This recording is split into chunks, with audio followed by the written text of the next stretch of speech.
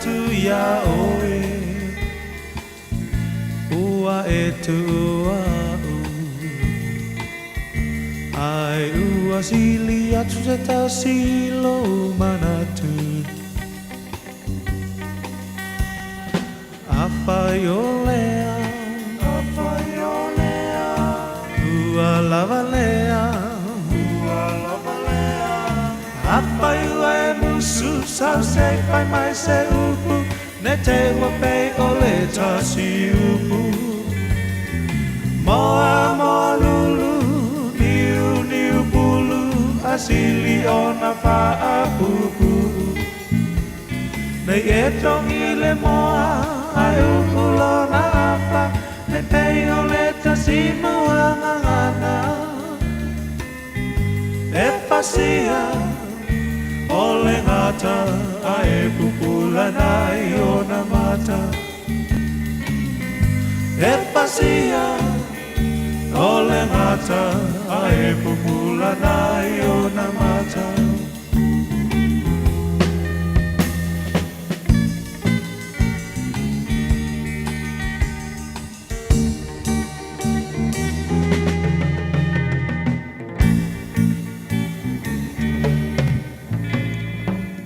te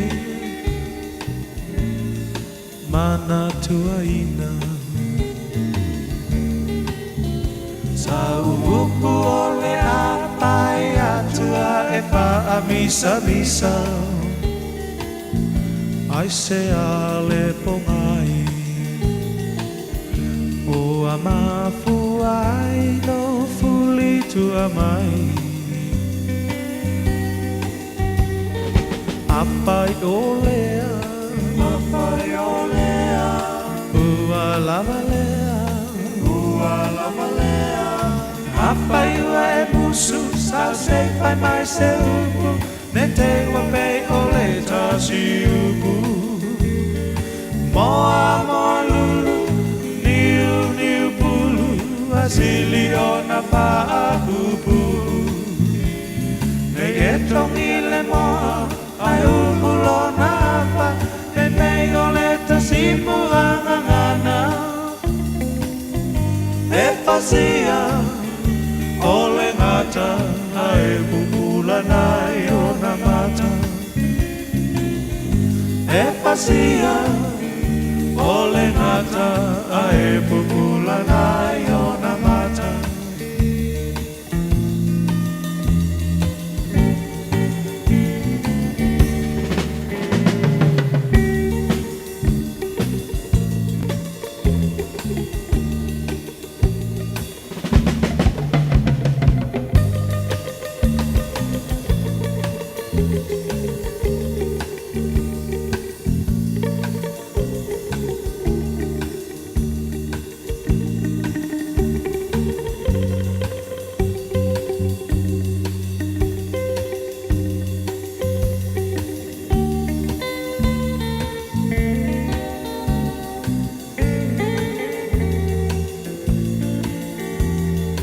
apa ua e musu sau se pai mai se upu ne te ua pei o le tasi upu moa moa lulu niu niu pulu asili ona paa pupu nei e tongi le moa ai upulo na apa ne pei o le tasi mua ngangana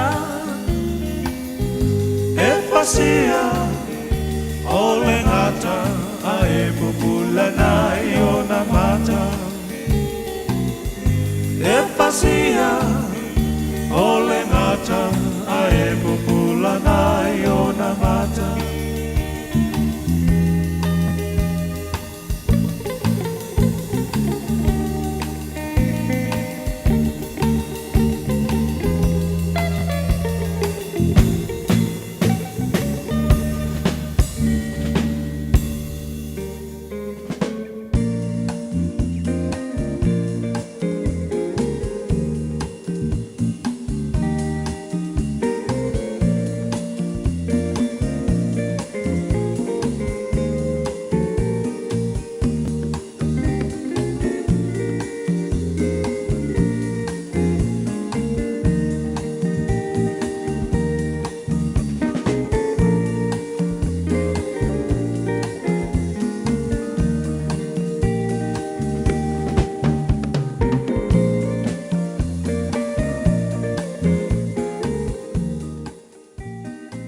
na ole Radio Samoa se furulima iwa toru amo e tautuaina oe I laungangana fitua so le vai aso.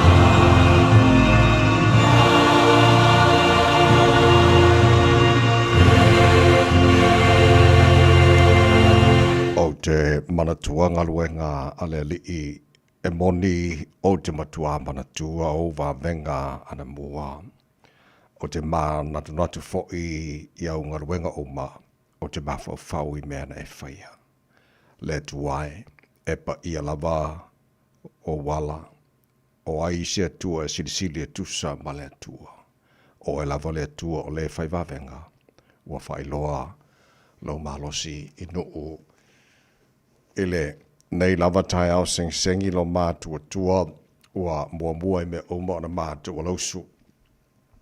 Alanga ina ovi ingare nei tai au ua mātua sapi au whaamurianga ua tele ai tala manua I titi mala e o ina mātua langona le maru lua nei fo I tai au fau ua mātua ufale fo I mare loto fia I o lo toalo mātua tama se I o mātua pese I lo manu malo. Mātou pese lo wanga le leima vi ia lo swafa. Mātou wifo yo luma mwha pe atu e pa ia. E pa ia lava o le tua o au. O le tua siri ese mana matau tia, ma malu, ma mana, e ifo I ante oe o mea umana e whaia. E le ai lava se tu sama oe, o le tupu oe o tupu, o le alii oe o alii, e soifua lava oe ma le vavau e o le wha vavau. O le tua oe la eile vi ingo le malu o le tua oe pulpulu le matango fie.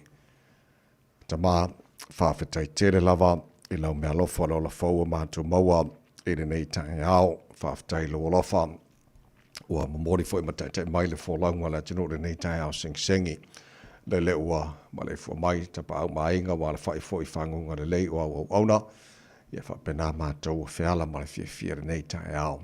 Ua mātu pese whawhetai ai mwhape atu lau pule leo mātu tua. Ua whapopo nea sa fauda lātu si fua mara mātu ne yola. Mātu au liere nea sa whareile o sa fulima ia so mea o wholaunga rene fwoi. Tu sanga whawhetai le savalinga rene wa yaso o rene fwoi o mātu tini tau no. O le asa mulimuni a nai a mātu whanau I lātu wa awa onga. Asa mulimuni fwoi a ngaruenga I lātu le ngāru lue whai unga wa yaso le tasi. Ia o le mātu malango rene yaso lo mātu tua. Mātua tuina atu o au whamonemone se I tautai mai le mātua wholaunga wa whai nei. Awari tia whaiva, whengai mala tunu le whaeunga newa yaso, whamaroro lātua sui fua tautua newa yaso a toa, alo whangiera he mātua whanau. Maru tia lantou paolo lo walofa. I a lātua awa onga lo whengai iai. Whamania fo I whaiva lo whengai pēr malim tamata I whaia onga. Ngā whamarau a oina na he mātua whanau. Mātou te talo ma mana tua pēr le atunu pēle I Samoa. Alo whangia lo mātou tua whamulia I te tai o Samoa. Mania fo ina I mātou ainga, mana I mātou tangata uma. Ne ngata I Samoa I whapena fo I le lala mana pāpā awai. Iso se vaenga ole nei fo I lalolangi. Whamulia fo le nea tunu o New Zealand. Mātou le nofa mama wai whapena fo I atunu uma ole nei lalolangi. Mana tua le mātou te talo le nei aso. La tō fia aima fia feinu so se vaenga ole nei kelope. Mātou te talo foa I tusa o lowolofa. Ma wha manatu ia I lantou. O lo se fua oe le atua. E malia I manao I melelei umalawa. Le te talo mali tu I malu muli pangana I mātou mātua. Tu asen sino le atinu I malu mahoto malawa le nei aso le nei vaitaima le maharu lua mahatu iai.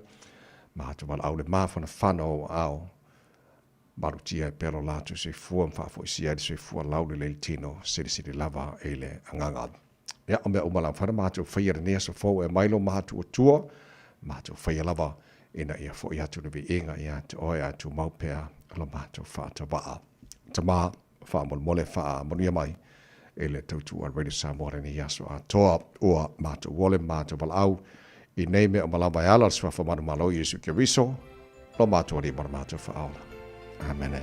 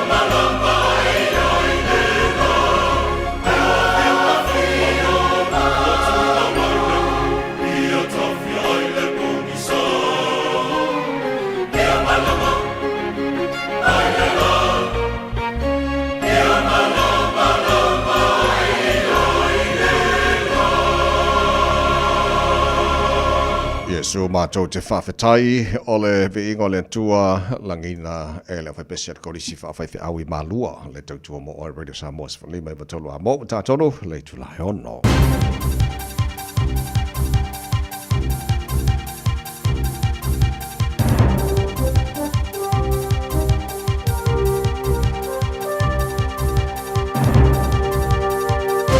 Good morning. In this update, the Chinese president is hailing a new positioning of ties with the US following his summit with Donald Trump. Xi Jinping and Trump have been holding face-to-face talks in Beijing. The Chinese Foreign Ministry says the pair have agreed to build a constructive, strategically stable relationship in which differences are controllable and a lasting peace can be expected. One person is dead and another has critical injuries after a large house fire in Christchurch. Emergency crews were called to Whitehall Street in Maidaho around 8:30 last night. 3 other people have moderate and serious injuries. The boss of Air New Zealand insists the airline won't need a bailout despite spending $240 million more than it expected to on jet fuel.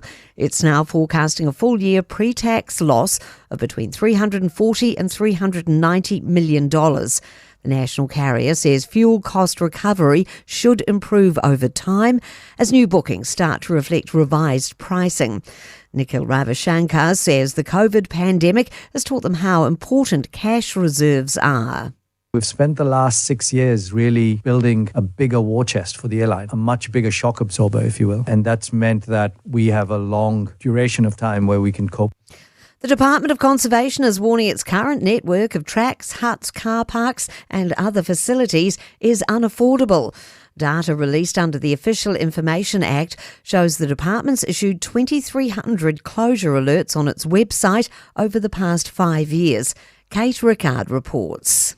At least 70% of the closures were tied to environmental impacts like slips and flooding. Canterbury was the hardest hit, recording more than 300 alerts. DOC says the cost of running the network to standard is around $100 million a year, but it only has about $63 million.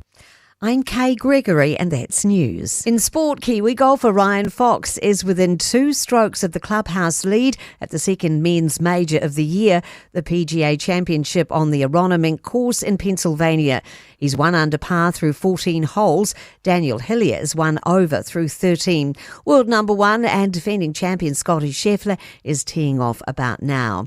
And Warriors halfback specialist Luke Metcalf has signed with the Dragons as the last place NRL League side build their roster for next season.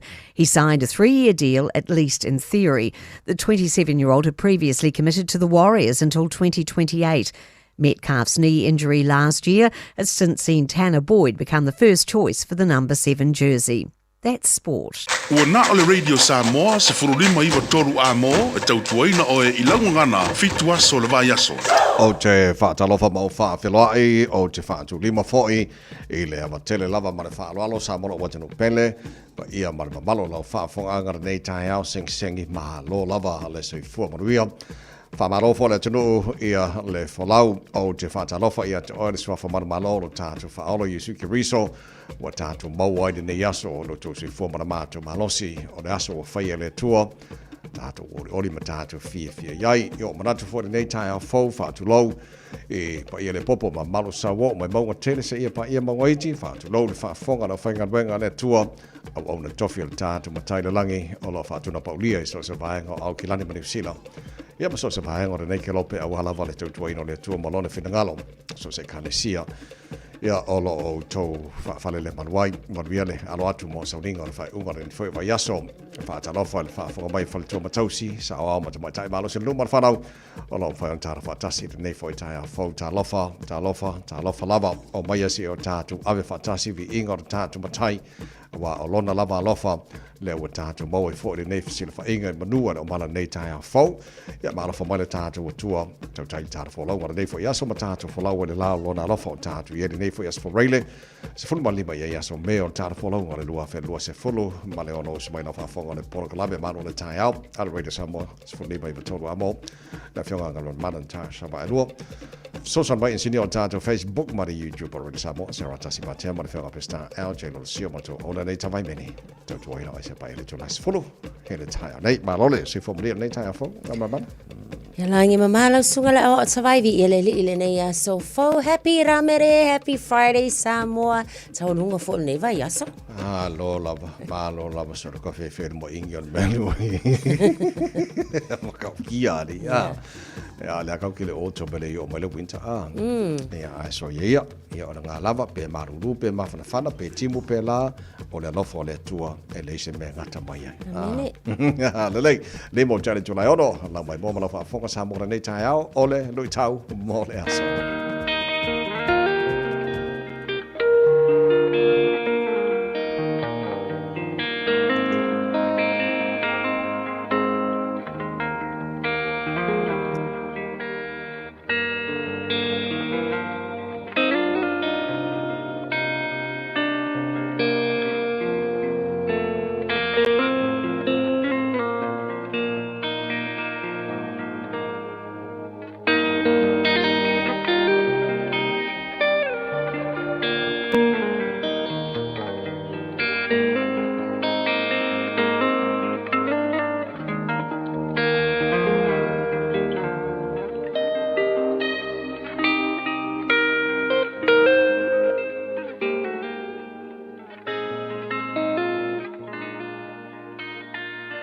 tau mō le aso.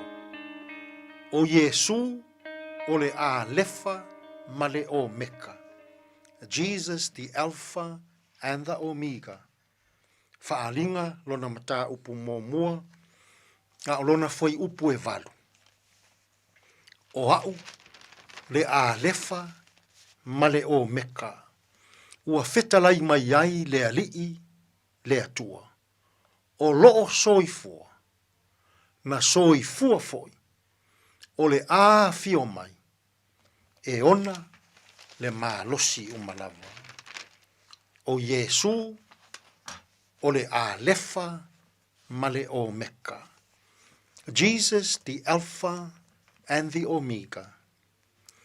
O se feta lainga tu usao le neia Yesu.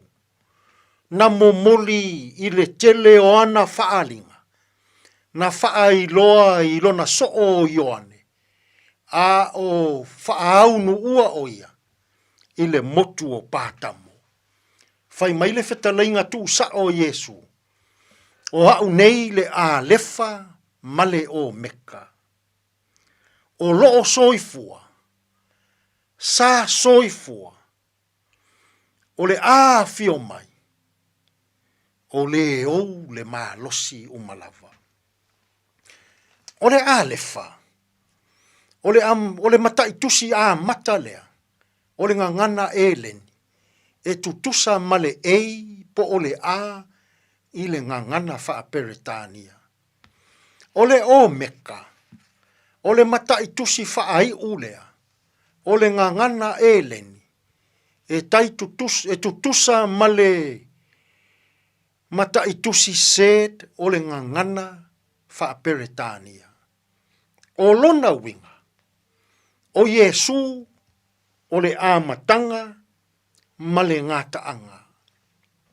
O Yesu o le mua ma le muli. O se ngangana faalinga. E faailoa ai i le lalo langi atoa. Matangata faatua o loo saua ina i sauanga le malo Roma i lea vaitaimi. O Yesu o loo ia umia le malosi le pule ao ma le mana. Na te faato i lalo ina ai le malo Roma. Mana faato i lalo ina pu lenga saua aso o se whainga malo.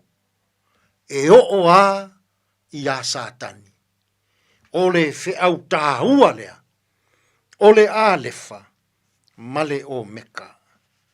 O se ngangana faalinga. Ua faai loa tuai i tangata kerisiano. Ia o tou loto te tele. Ia o tou oli mafia. O Yesu o le amatanga male ngataanga. E a mata Yesu ilona lofa tuno. To e faai wina Yesu ilona lofa tuno. O lona winga. E le faai wina le neiola. E pua ngā. Lea ua feta laima nino Yesu. O au le a lefa male o meka. O te a mata i lo ua lofa tunoa. O te whaai uina fo i le neiola. I lona lofa tūnoa. O lona winga. O le whaai unga o le neiolanga. E whaai u i le leo le manu malo. E whaai uina i le oli. E whaai uina i le tala fia. Au auna le ie male wha maoni. Ulu fale maia i le fia o louali. E whaai uina le neiola i le alofa tū noa o le atua. Samoai, o Yesu e amata mea i le neiola. Na amata Yesu, o Yesu foi, na te whaai uina le neiola i lona alofa tū noa. E whaai u le neiola i le leo le manu malo. I le leo le oli. I le leo le fia. Mō ta ngata whaatua. Lātou te tā o fi mau. I lo lātou wola wha atua. I le atua malona fina ngalo. Awane i wha se ina tātou i nisi o o ngai nei aso. Whai mai e iri mai lole pu. Ole i unga lea ole nei o langa. Whai mai e wha ai uina le nei o langa. I le wha masinonga ma pua ngā e tele. Ole toto masa. Ma le ola ua wha umaina. Ma neia lea ua fetalai manino Yesu i le nei aso. O au nei le a lefa ma le o meka. E a mata Yesu le ola. E whaai u fo'i e Yesu le ola. O se tala fia. Mō tātou tangata whaatua. Ia tātou tāo fi maupea i lo tātou whaatuatuanga i le tua. Aua nei mamulu mai o tātou whatu. Aua fo'i. E whaai uina e Yesu. Le nei ola. I le leo le manu malo. I le leo le ori. I le pese o le manu malo. I lona alofa ma lona anga le lei. Samoai. Tali tonuia i le nei aso. O Yesu o le a lefa ma le o meka. Na a mata Yesu le nei ola. O Yesu foi. Na te whaai uina le nei ola. I le leo o le oli. I le leo o le manu malo. Ma le leo o le fia. Auna le ie ma le wha mao. Ulu fale maia i le fia o lou ali. Tātou te talo. Whawhetai le atua. Ua e fetalai manino. Na a mata le nei ola e la ua fio. E whaai uina fo i le nei ola. I loua lofa tūnoa. O se tautinonga mautu lea mo i mātou umatangata whaatuatua. E whaai uina le nei ola. I le leo o le manu malo. E ala i loua lofa tūnoa. So ani maia ia mātou whi au mga aluenga o le nei aso. E manu ia ai mea uma. Lou lava suafa Yesu lo mātou ali. Ma lo mātou whaola. Ua mātou te tālo atua i nei. Amen.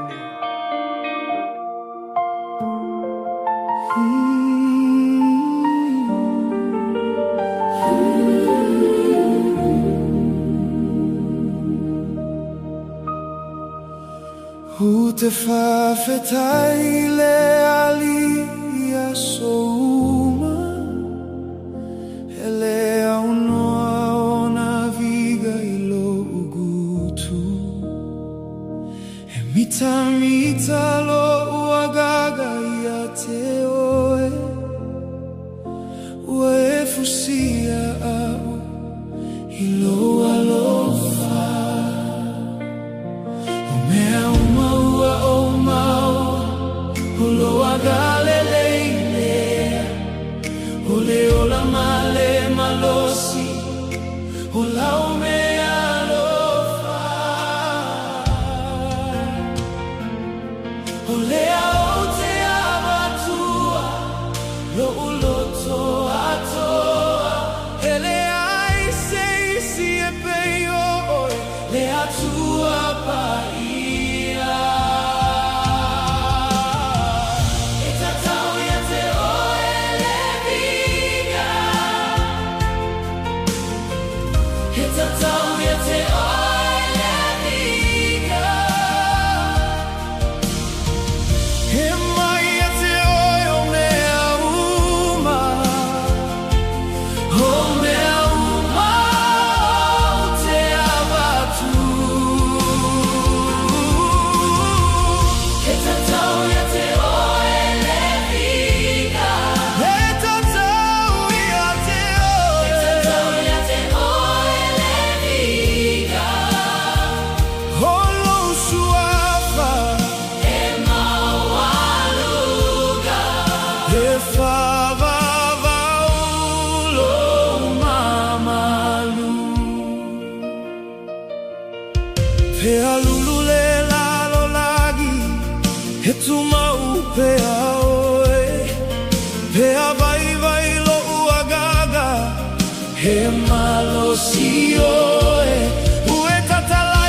fai toto a ue sauni ale ala io au te malolo ai io au te olai o leo te awatua lo uloto atoa ele ai sei si e peio le atua paia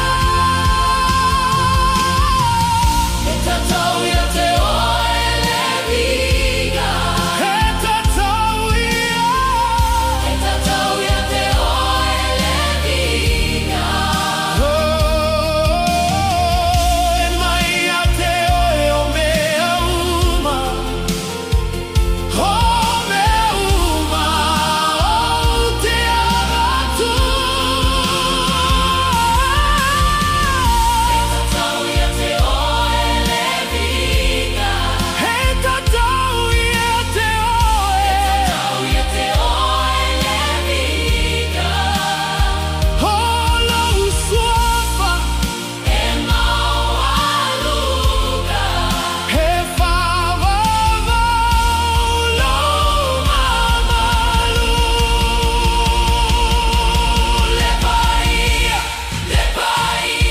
o e lava le tupu le paia ua tau lava lau mamalu ua lau tagata ua o tari atu o mea uma o te avatu e tatau ia te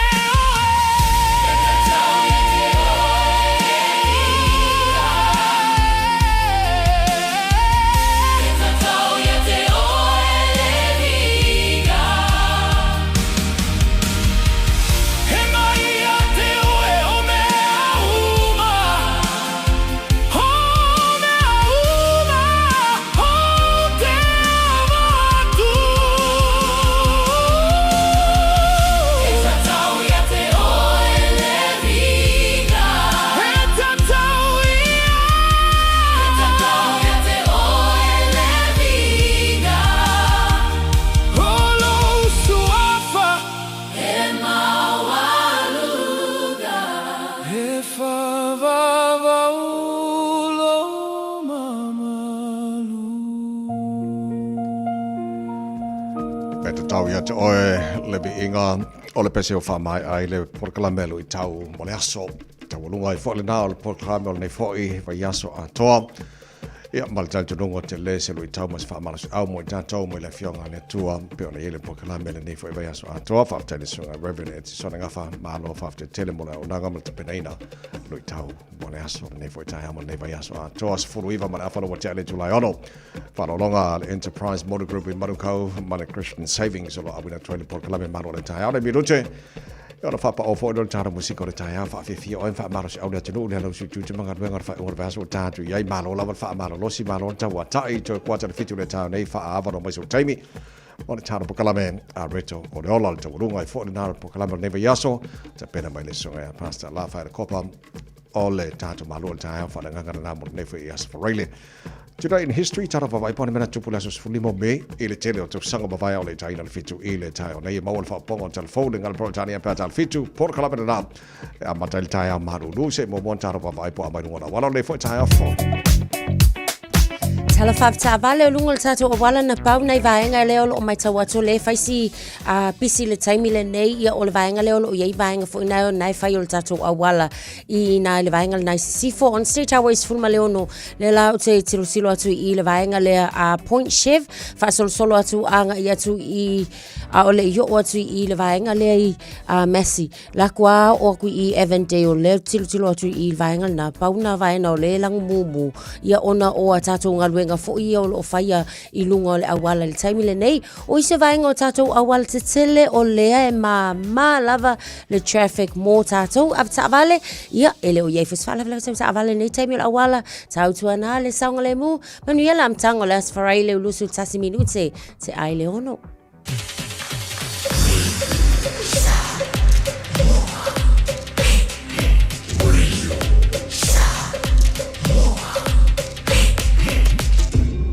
moi votu.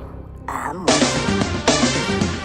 Ole mai ka mata i le tala o le tauara nei fo I taia fau tama ki makaurau au kilani o le no whanga whaasalonga a le Radio Samoa fitu le marulu i le nei taimi o le taia ua maingi a le marulu o le taia o pongi sa pia whafora nei taimi o le taia fau whabaila mai tau o le asu sulu mata ngō while la i le telo vaenga o au kilani matau mawhana whana tua I le tau le awauli sifuru baru maurunga nai o e le malu o le ea Port mawhana mo tātou le nei fo I aso valu lona mawalalo tai au pe au lia tutusa le le a whamaunga la mai tau mo nei matai au.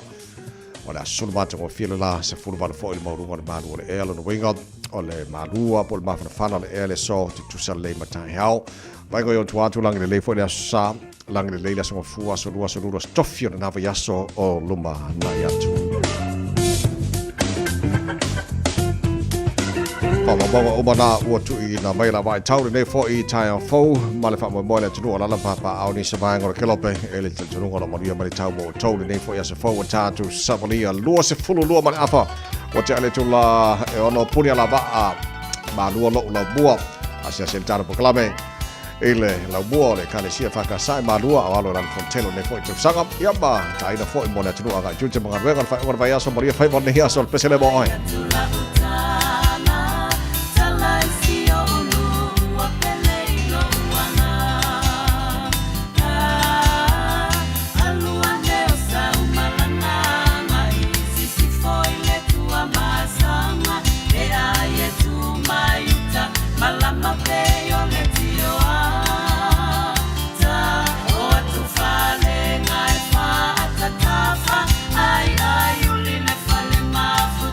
See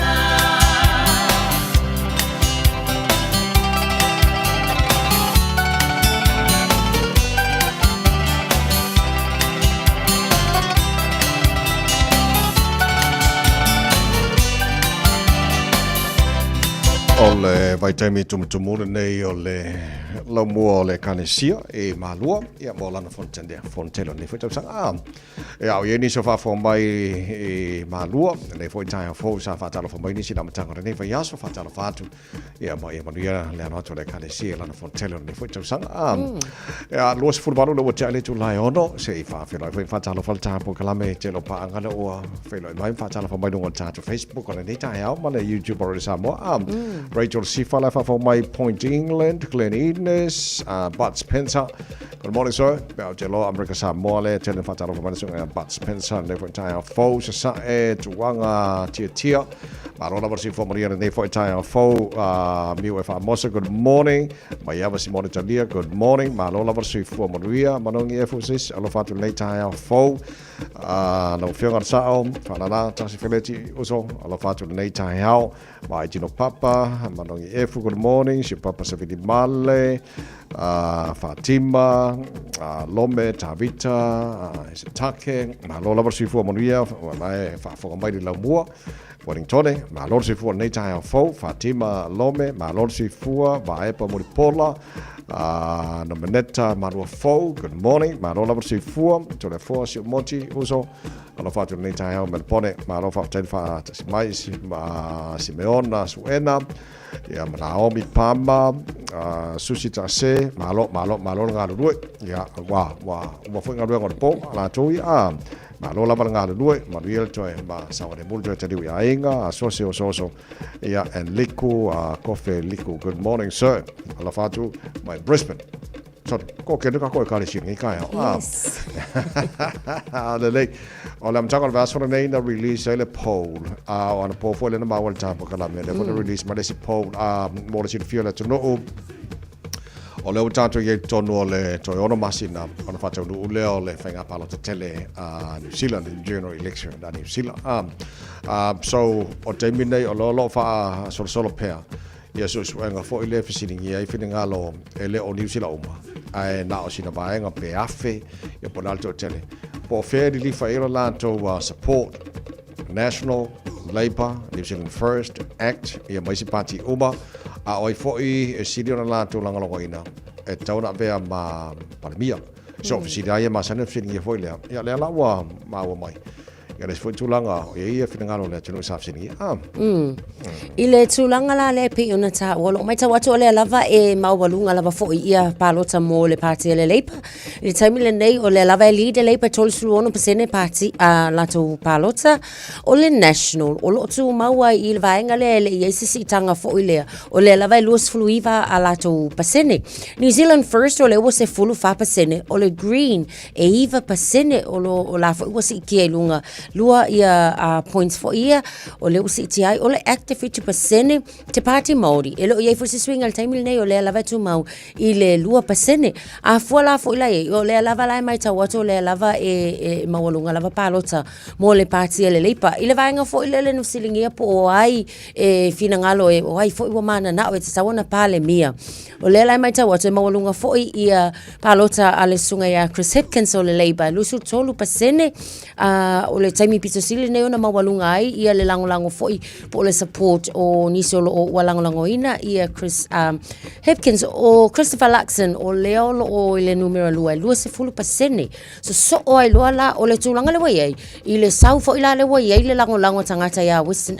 le sunga ia vavasa mana ia i le maita wato le se fulu fitu ia pasene a fuala ia Christopher Luxon lua se fulu pasene ne se fulu fitu le si fo i Paul nei ia le fionga fo ia vavasa lo no winga o le lava lo maita wina le amata fo ona fisu ia langona fo i la tolo silingia Chloe Shawbeck o le Greens o le o le se fulu pasene David Seymour fitu pasene ia o Rawiri Waititi o mai ile te pate Māori tolu pasene ia Malaysia fulu pasene le o mai lo tele but ile tilo fo ile model lava leo lo faunga ina ele ale New Zealand Herald fo i fatino ina ila la topo ila la tilo o le lava mawalunga lava fo e mawa e to mawa lava noa o le coalition ile taimi le nei pe atu fatasi fo e moni lava o le mawalunga leisi mawalalo isi e atu fatasi e mawale valu sulono pasene lona winga e awa ina to mawala la to second term fo ile pe afa pe fo yo le afatino ina le paro tapati atau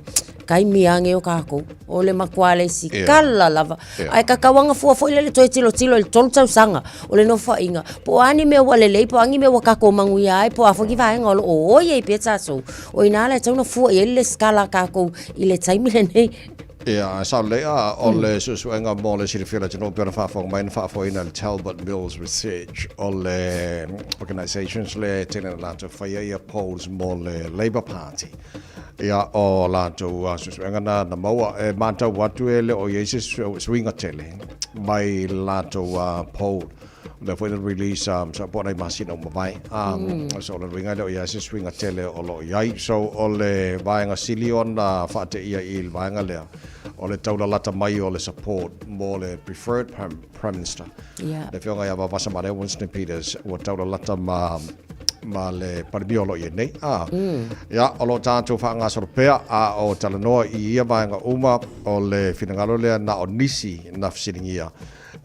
E le fo I vaenga a mo tātou umalawa o tātou ua iailea ia te tau e palotai ia o le ato e whamanatu fo I mo o ne ni taia fauta uoi o lo sao. O tātou leo uma e hao na whaatinoina e ala le whainga o le tātou palota. Ia, matua fo'i e mawhai o na whailau palota pe a whapea o umara reistala I lo sua whai lola palota ni Sila. Toi whamaratu I ante oe a whapea o le ana I lo sua whai lola palota ana suila o tua tusi. E le meo I nei e tau o na inform ia pe whai loi o I le mtangruenga o whainga palota. O lo suilo tua tusi I ona lafa sa o tua hale o lau pe palota I le taime le tatu palota a sa fitu o November o le whaafo mai le tino o le New Zealand whaatalo whai nisi o le tino o whapenao na ngaru lue I le company valele New Zealand le New Zealand e iei nisi o fuwhanga mamao o le ua whaino mai le Purisili e po le whaarurunga fo o le company valele a le New Zealand e le tūlanga o iei le ngata o latu flights ia whapena fo le tūlanga o redundancy o le tangata whainga Io ona o le vai taimi le nei pe la fo na sila fia le tūlanga taunga tā tele le swa u le o lo o ia e mai se fo la le swa u mo le mo afio valele le sila na vaenga o lo ua a tele le faina ia o airline se pe na ia a fo la le ka o le paelo le o lo o ia le taimi le nei ua o la vale iva se fulu tala a America ia le ta o le paelo mo le fatawina la to fo lo faia ia company so I vai aso la I le fo I le talo le tupelato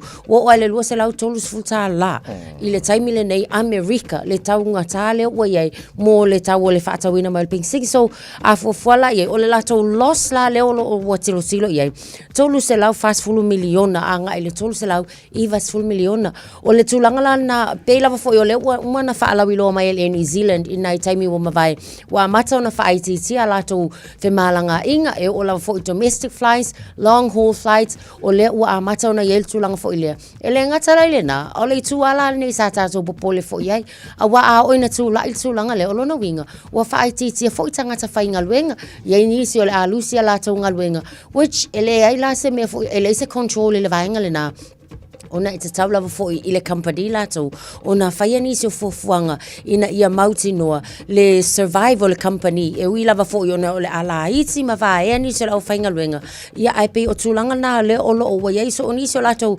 operational changes la na o le o ta ua ia o le whai o lato wheuta na inga ia ma lato suppliers ia whalai kiki le kawo ngisi o mea whalai titi le whainu mera fo o whainga malanga ia aia kia wala ia o lo na winga o le aia ma singa ma ingi la ikiki ale ka wo ka ko tickets o walo no winga la mai tawa se I la tilo na ia ia ole a ka nga ka lo la ma ka ko tickets fo ia mo fainga mala ya sa ole so tu langa na ia ele o te loele tauna fate ia tanto o mai le tu langa wa na si fi le ia ole tanga ta le pensinio lo ia mai si vanga o ma ele fainga ka ka pensinio a ka ngo fi pa se company ba le ele ngale New Zealand company ba le o ma la langi o a fi o ma le tu ya ole tulanga na iai ole tasi vaenga mo tatou foi le olo o mava foi fatau se fale le taimini nei iai na ia fianga foi le ono le tulanga olo iai le ole tau se fanga o tanga ta ole tau le pensini me uma so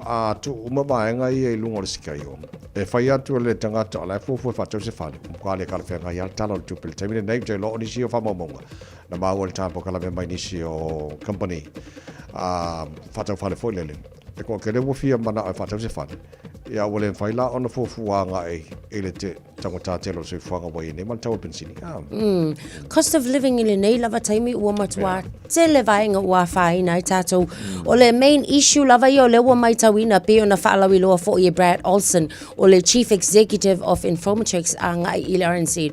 Ua te le whaina o tangata ona o mafua a ngai se ese high fuel costs, rising food prices, ia o insurance o leisi vaenga le ua makua o iei nei tangata. Insurance, ia o rising council, ia wa iei tātou fees fo ie e tutongi nei tangata nei o lo iei whale i le council o leisi o vaenga, OCR increase, low consumer confidence, election uncertainty o leisi lena. Ia mai se lava o le lusi o ngaluenga to telo i lato i sila nei o vaenga o lo ua mai tawatu ua whaapopole i ngai lava le marketi whaatau fale mai lato fo i o lo o fia whaatau ni fale o nga e wha i o le fia whaatau o le fale whainga tau na lava le whaasoa o le deposit fo i lato o vaenga ia o leo o lo o tilo i ai a fia la le au first home buyers ia o ngai a inga fo i o le e whaalangolango le living costs ia e mai se o tangata fo i o le o kanga ka whainga luenga ta ito atasi e o ar kaimil ngai makua whainga ka lava fo i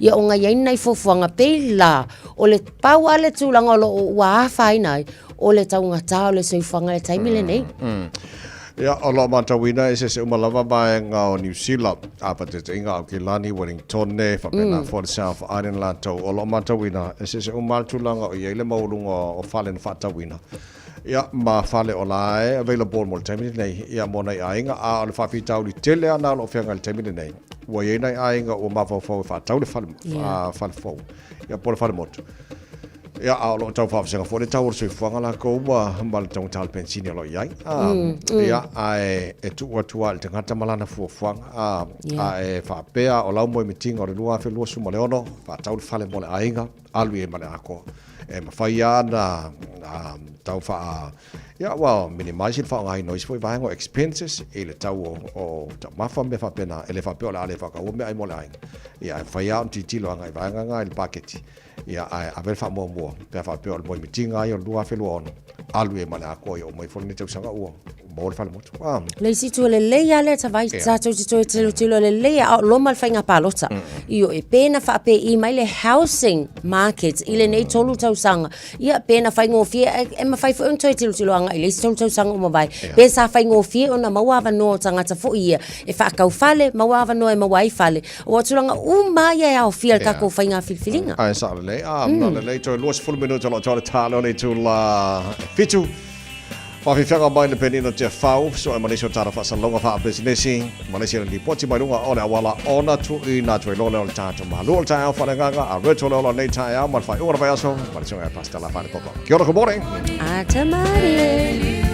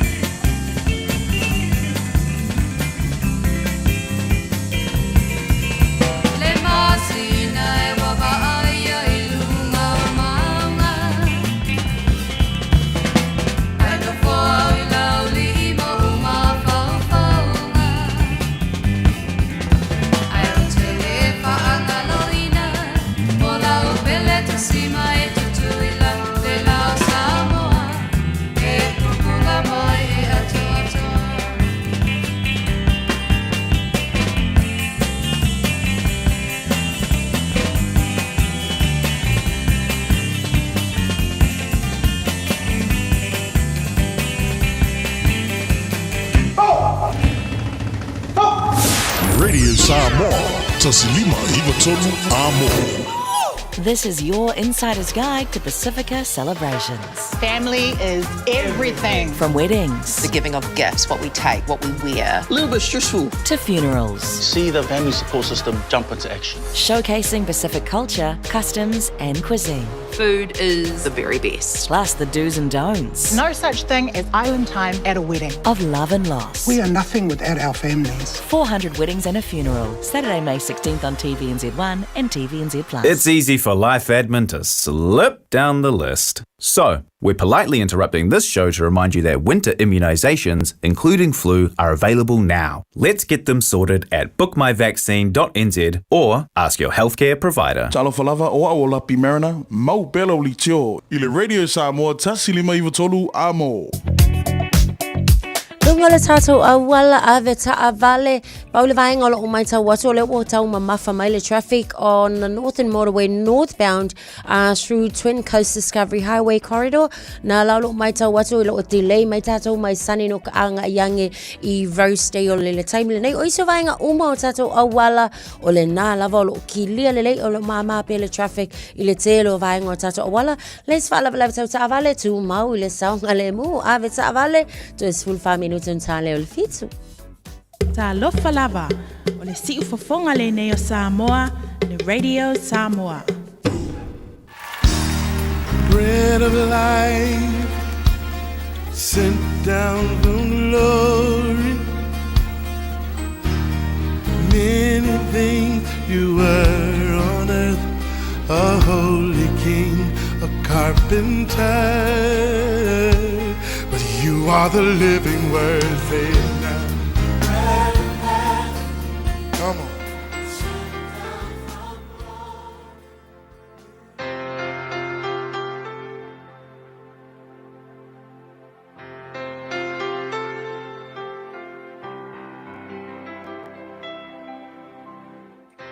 Au te whahtalo whātu tātua tinu uile a matanga o le nei vai a safou.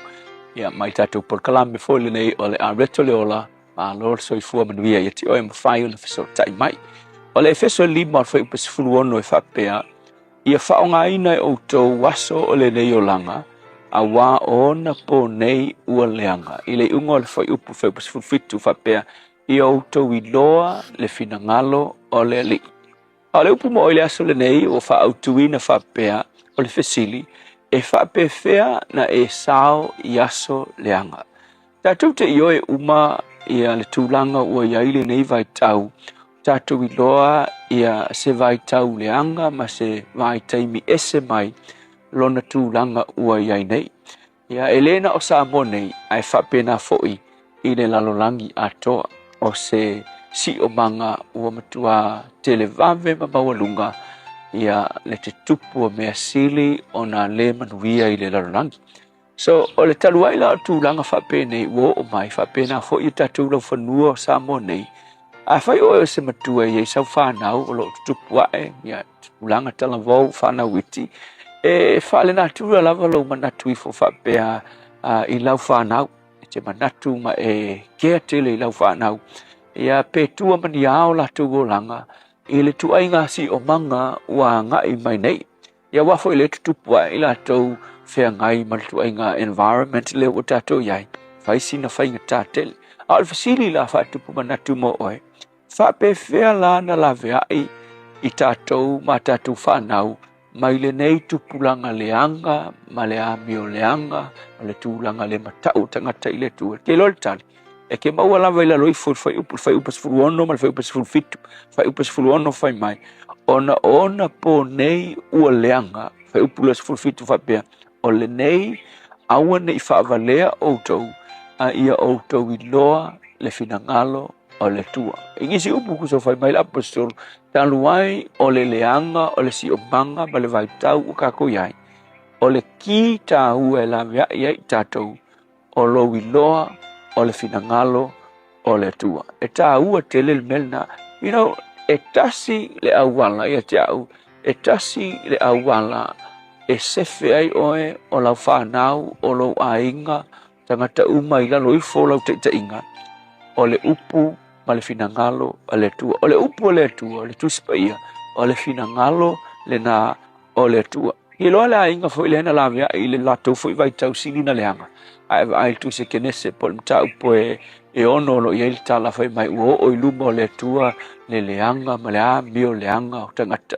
O le si o manga ato tangata ua makua leanga fai a. Ai kasi le ainga fai mai a o noa ua alofangia e le tua. Ki ngā leanga mangongi leanga si manga. Ai na ia i tangata ngā alofangia e le tua malon ainga. Ai siri o le ale mea ngā alofangia e le tua. A wafa o le tangata le ono. O le tangata na ia whata ua le finangalo o le tua. Ngā ia i loa le finangalo o le tua. I le ungo le aso. Ngā lawe ai. Whioki uma le lalolangi tua inga iai. Ai na lawe ai le tua noa malon ainga. Mafua mai whea. A wana latu i loa le finangalo o le tua. O le upu foila lea mo oi le aso le nei. O le finangalo o le tua. O le upu o le tua. Asu ese me siri o nga e loma e la malama i le me mana o i le tua. O le kuspaia. A wawhi mai kala le kuspaia. O le afionga le tua. O le suru i o vai. Ma le malama i o wala.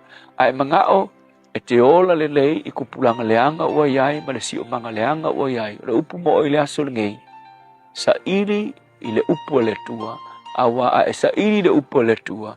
Ua e lofo le finangalo o le tua mo lo langa le tua whaiwhitai ia ua fionga e ui na pongi sā le si o manga o matou iai a o lau fionga o le sulu i o matou vai ma le malama i o matou wala whamanuia lo ua tunu ona o Yesu.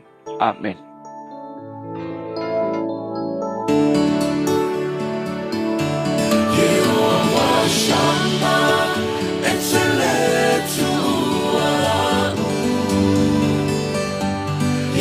Saloma, le tuo filemu, Jehovah Nisi, le tuo manumano, Jehovah Rapha, wafetewo malolo, Jehovah Shammah, etele tua.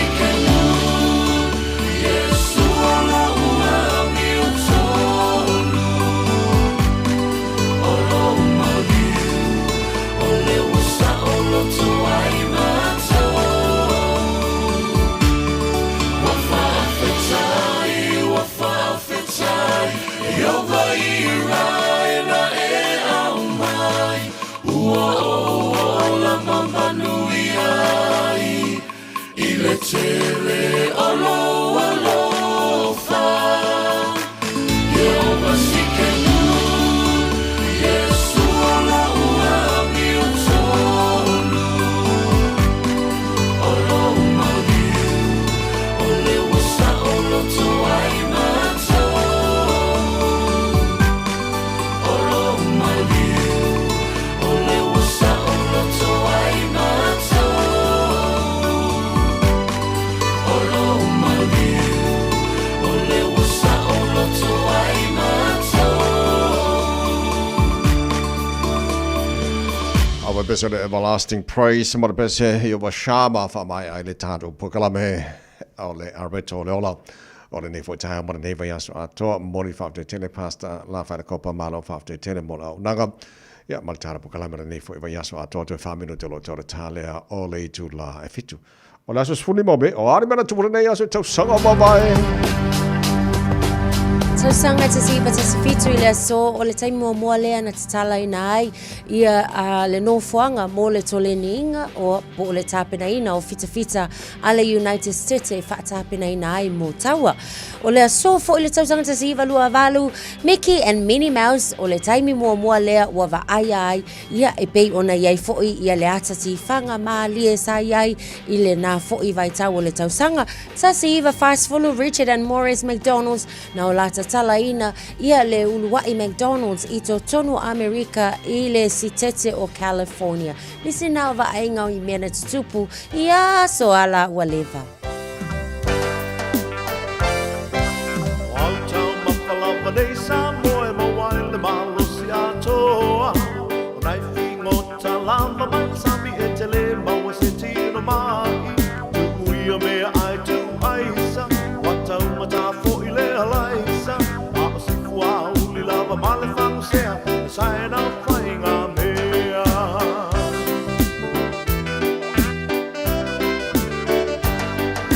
Loli fufunga limu fuafua ua umalale o ta whaisua Alili ali ao alu alu kui kui a o afo ina sapa sui O nai kumange o funga o male whangu sea E saena whainga mea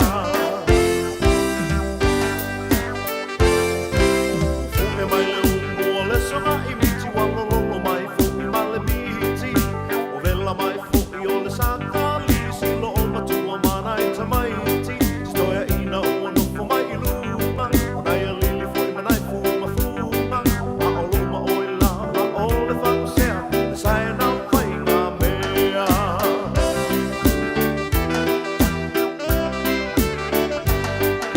Loli fuma fuma limu fua fua ua umalale o ta whaisua Alili ali ao alu alu kui kui a o afo ina sapa sui O nai kumange o funga o male whangu sea o le saena whainga mea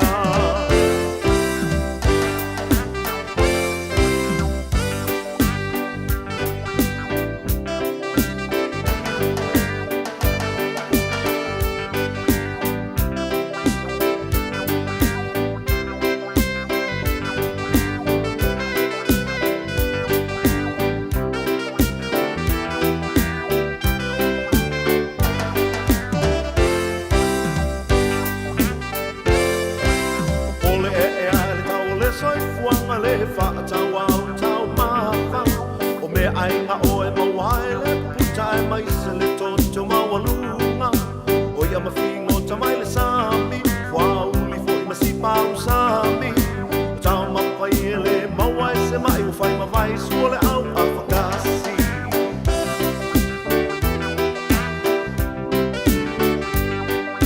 Loli funga funga limu fua fua ua umalale o ta whaisua Alili ali ao alu alu kui kui a o afo ina sapa sui O nai kumange o funga o male whangu sea Le saena whainga mea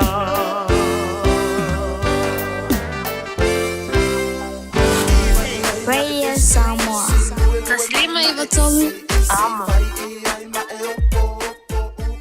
Our team is made up of many Pacific cultures, with hundreds of others just like you, to support thousands of Pacific islands, so future generations can thrive.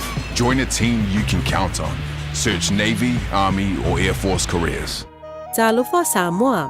E mawhairap sosoni atu Dr. Chen i ngasi o le maisoka, toto maulunga, ti ngale tino, whapauino no pauna, maisela, mangeso malikanesa. Maule ti e whamamai lo puta, mali paste, mo nifotinga, mal whamalongi no lo fufonga.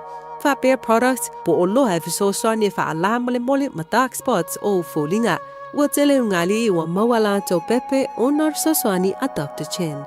Hala au noi le lua fituono tolu fitu, lua fituono tolu fitu, pe a fiuane i le lua ono, Great South Road i Otahuhu. Hey, hey!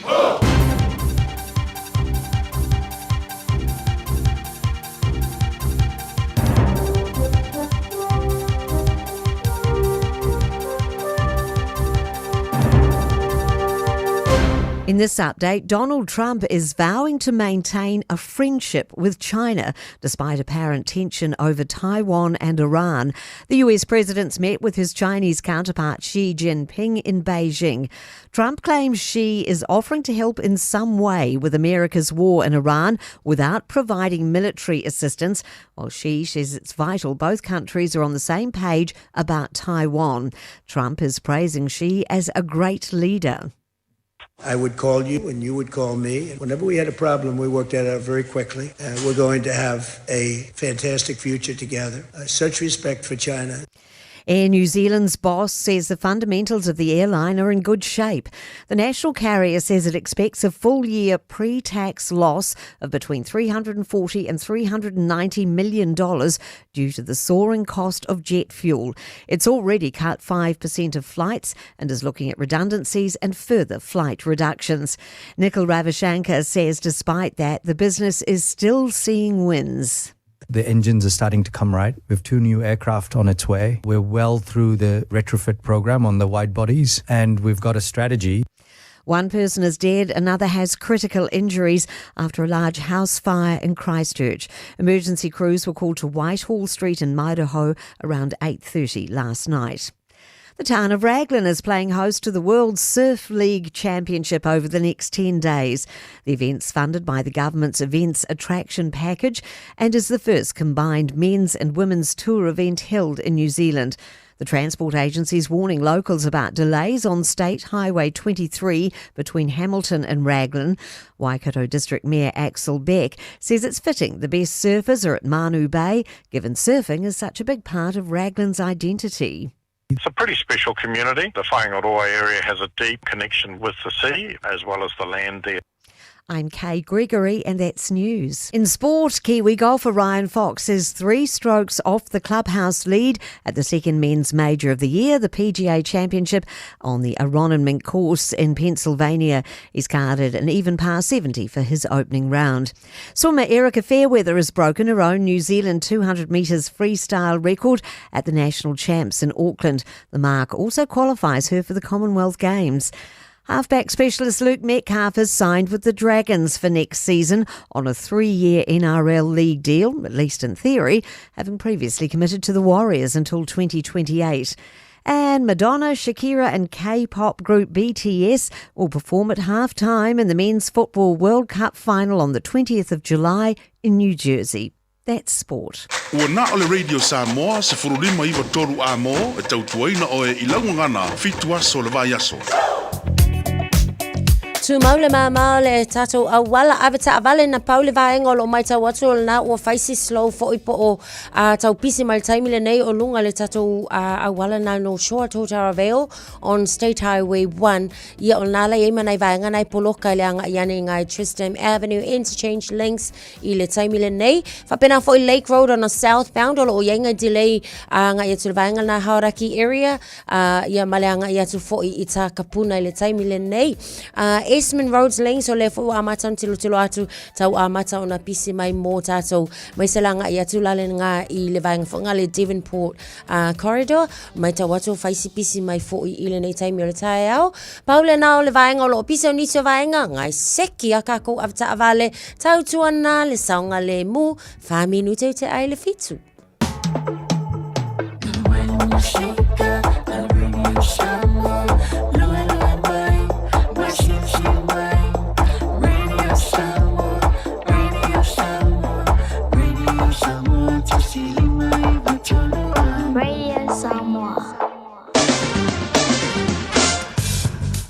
si formaria le tunu nei time o le tai fo fa maro foi fa tai tai mai o le tu ale video samo maro pokala me maro le tai au le no maota tono lo ta vale tono fa fainga wenga fa pena foi no Facebook mari YouTube o le samo mal ta FM 106.1 samo o pa kala tamai nei e le tala o le tau o la taro mata mai samo va vai atu lua se fulu mal ta se o le mafan fana le e samo nei time o le tai o te le o le mana mai langi leo le tau Samoa nei foi taimi o le tai hao wingo le tau i Samoa le alangi le leila so atoa e awaoa i niso taimi whaina o le tolu se fulu anga le tolu suma tasi degrees Celsius maurunga le vela le e Samoa le neias whareile lua suma wha e lona mawalalo ia wha moe start of sota inga Samoa mara sui le tātu really Samoa e pia para masani e as whareile vai este tasi whamautu ai mai le atuanga o tala le tau mo Samoa o whamamunga online o long whaiana maua le tāra pakalame nei fwoi taimi o le tai hao awano fwoi whatalo whatuai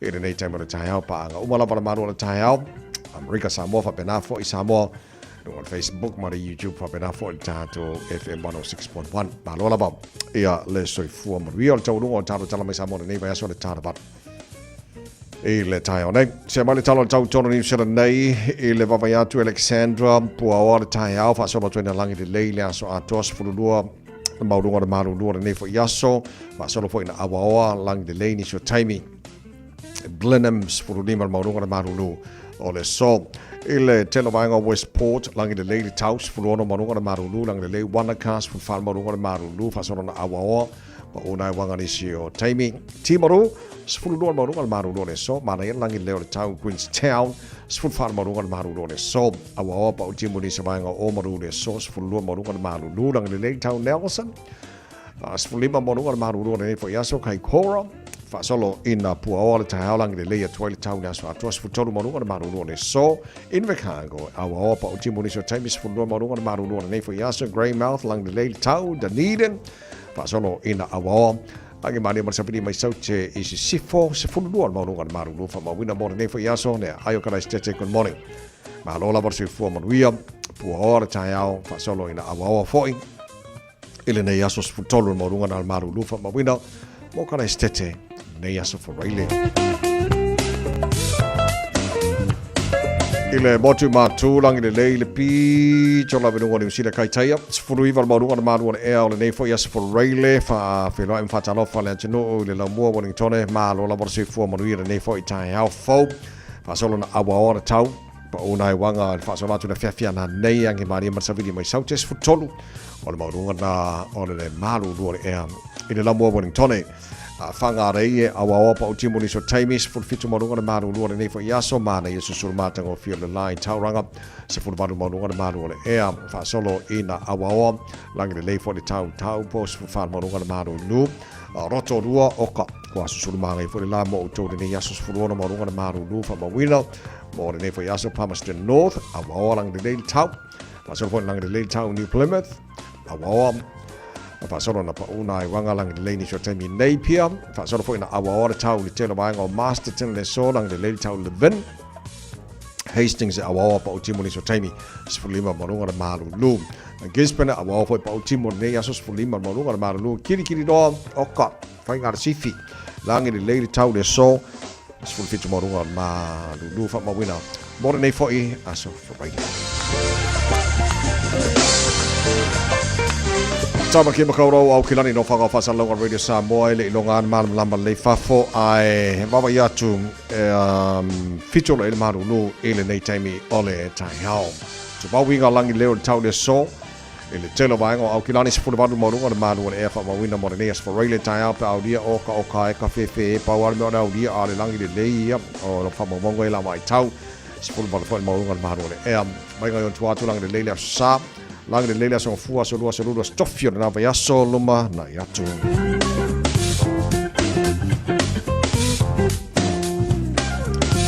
Fa mabonga o marau tu ina mai la mai tau ne foi taimi ole tai au ina ua se furu le wate ane le tu la fitu fa ua ne va yaso wata tu yai. Ya vai mai ska ko ki manga ye fa mo las por ile fa mo mole se fa le ipu ki o ka ya ki ele mali fa mo mole.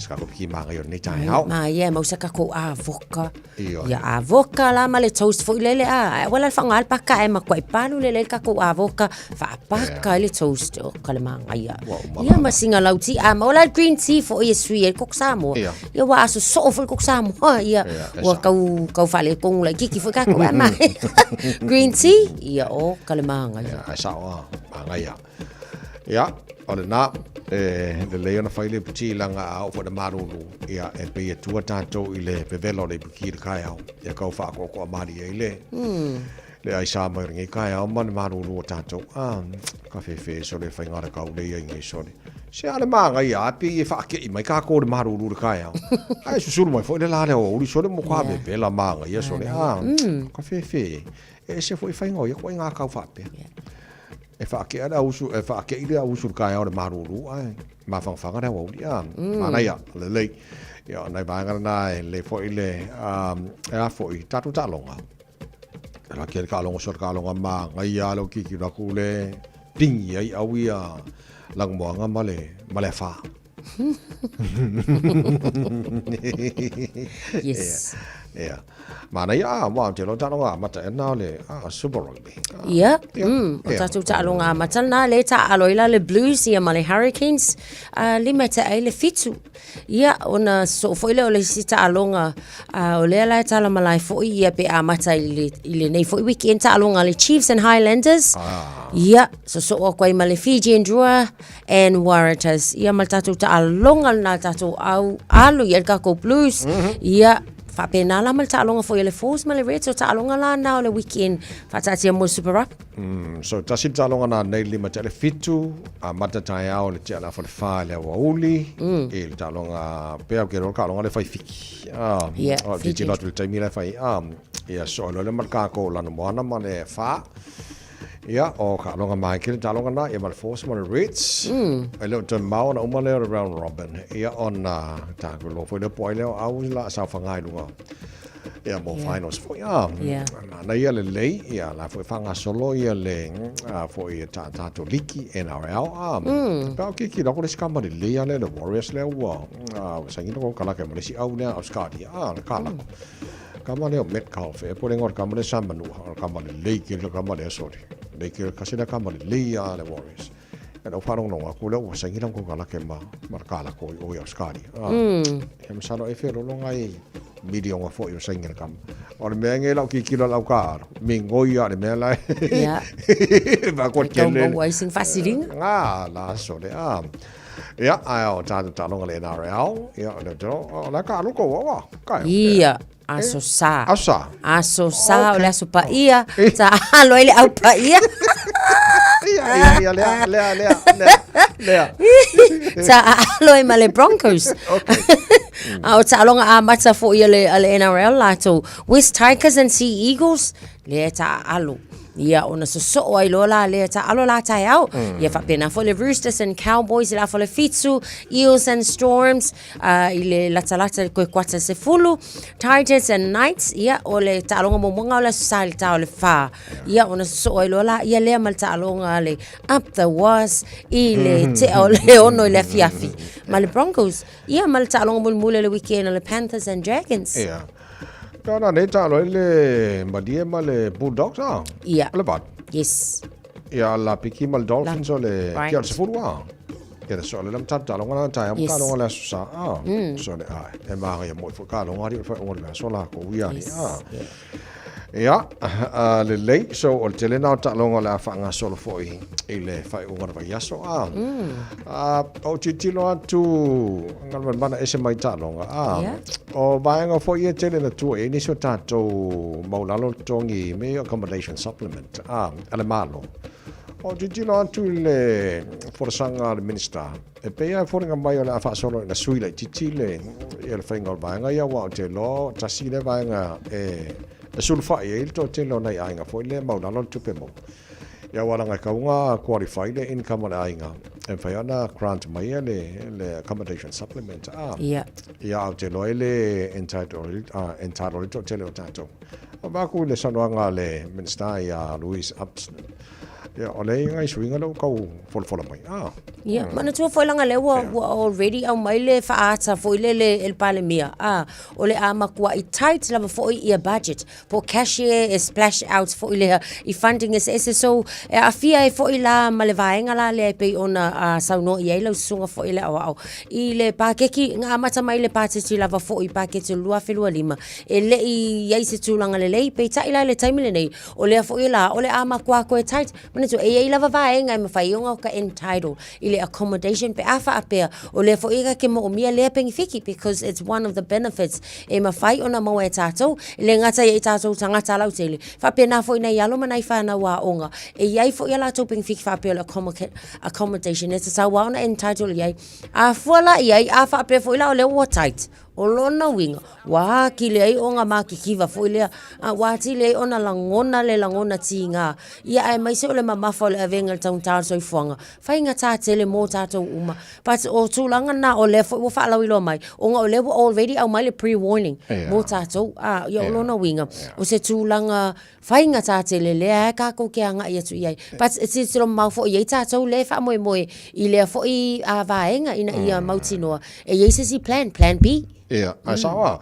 So mana ia le famana tu foi mo nai ainga. Man tu foi o le so sani umai le malo. Awala mai le wins.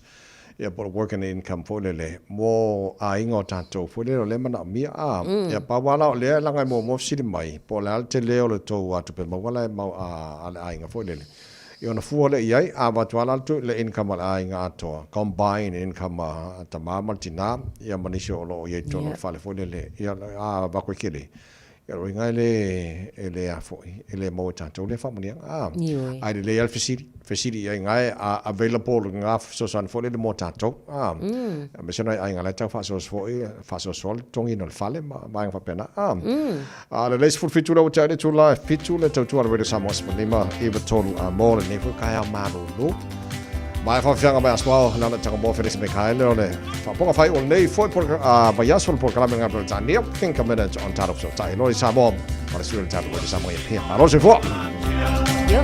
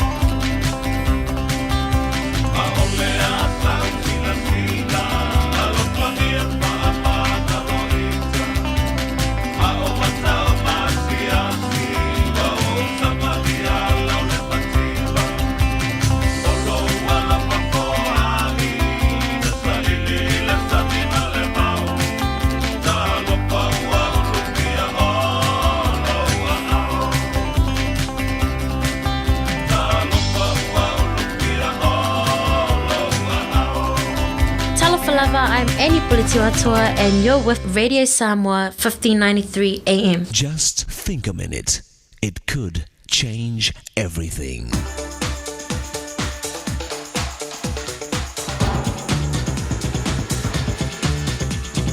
Think a minute. A rich and famous couple gave their baby girl the name Sunday. Her father explained why. He said, when you don't have someone in your life, Sunday is the loneliest day. But now that I have a family, Sundays become my happiest day. Sadly, even many people who have a spouse and children are still terribly lonely. Some are like married singles. They share a house with their spouse, yet they live separate lives, since they've slowly drifted apart and away from the close, caring relationship they first had. Plus, countless children feel like they're home alone, with no real security of love and attention or affection from their parents. Today in cities, people are crowded closer together physically, yet they're pushed further apart emotionally, with no close, meaningful relationships. Millions live lonely lives, while they're surrounded by people everywhere. Many young people don't have even one friend, even though they spend every day with hundreds of students at school. And that guy who's always joking and the life of the party may actually be very lonely, so he keeps desperately trying to win people's approval and friendship. Remember, in the beginning of creation, loneliness was the first thing God said was not good. That's why he created woman, to share life with man. In fact, he made us humans specifically to share his love and life together with him and each other. That's why God is the only one who can take away your loneliness and fill that emptiness in your heart. He's the only one able to give you real love. You see, our loneliness is actually our homesickness. We've all rebelled against our Father and Maker and run away from home so we could live our own wrong way. But his arms are always open to forgive you and welcome you back. In fact, he loves you so much that he died to make the way for you to come home to him. All you need to do is sincerely ask him to forgive you for your wrong living and to become your father and closest friend. Jesus knows exactly what you're feeling and going through every moment of the day. So if you turn to him, he will guide and help you every step of the way. Won't you take that first, most important step back to him today? Just think a minute. If you'd like a free CD of our top 40 programs, write to us on the internet at www.thinkaminute.com. Radio Samoa, tasilima ivatolu, amo.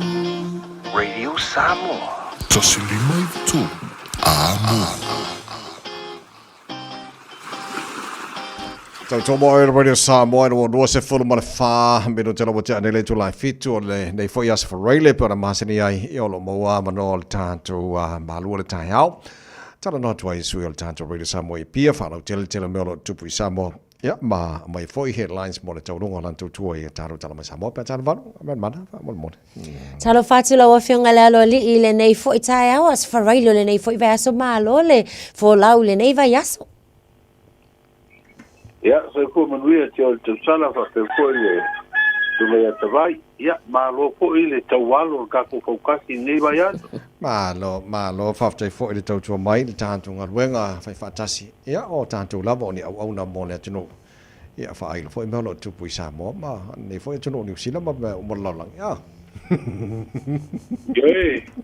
O le me si dia o lo pa lo aku o lo mau lunga le au inga masina i tausala ia me se pui lo sunga le au soswan tai wapia o dua le ke elua kamua le kakar kai au ai le fera umala tino lo va tai ia wa maruru fo lingi ko usila ia le mfai on tu le fia tu fo mo le tino ul fa fo le tai mo le tai au Yeah. Or mere re nga ile ulo ma ku ngil malulu na.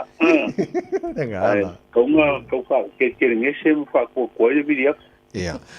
Ano va tai tatu amata ile nei tai ola fionga le lo ni fo le ole ma we la vai tu ma lo o fo si le vai le ko mo la ko ri poki fo le lo fa ngai no tu per polo ke ti fo ile. Fasili loka ika mafau o a mafuanga ia pawala mo ave lo e sili ia fai se fuanga mo ia foi tu mano foi le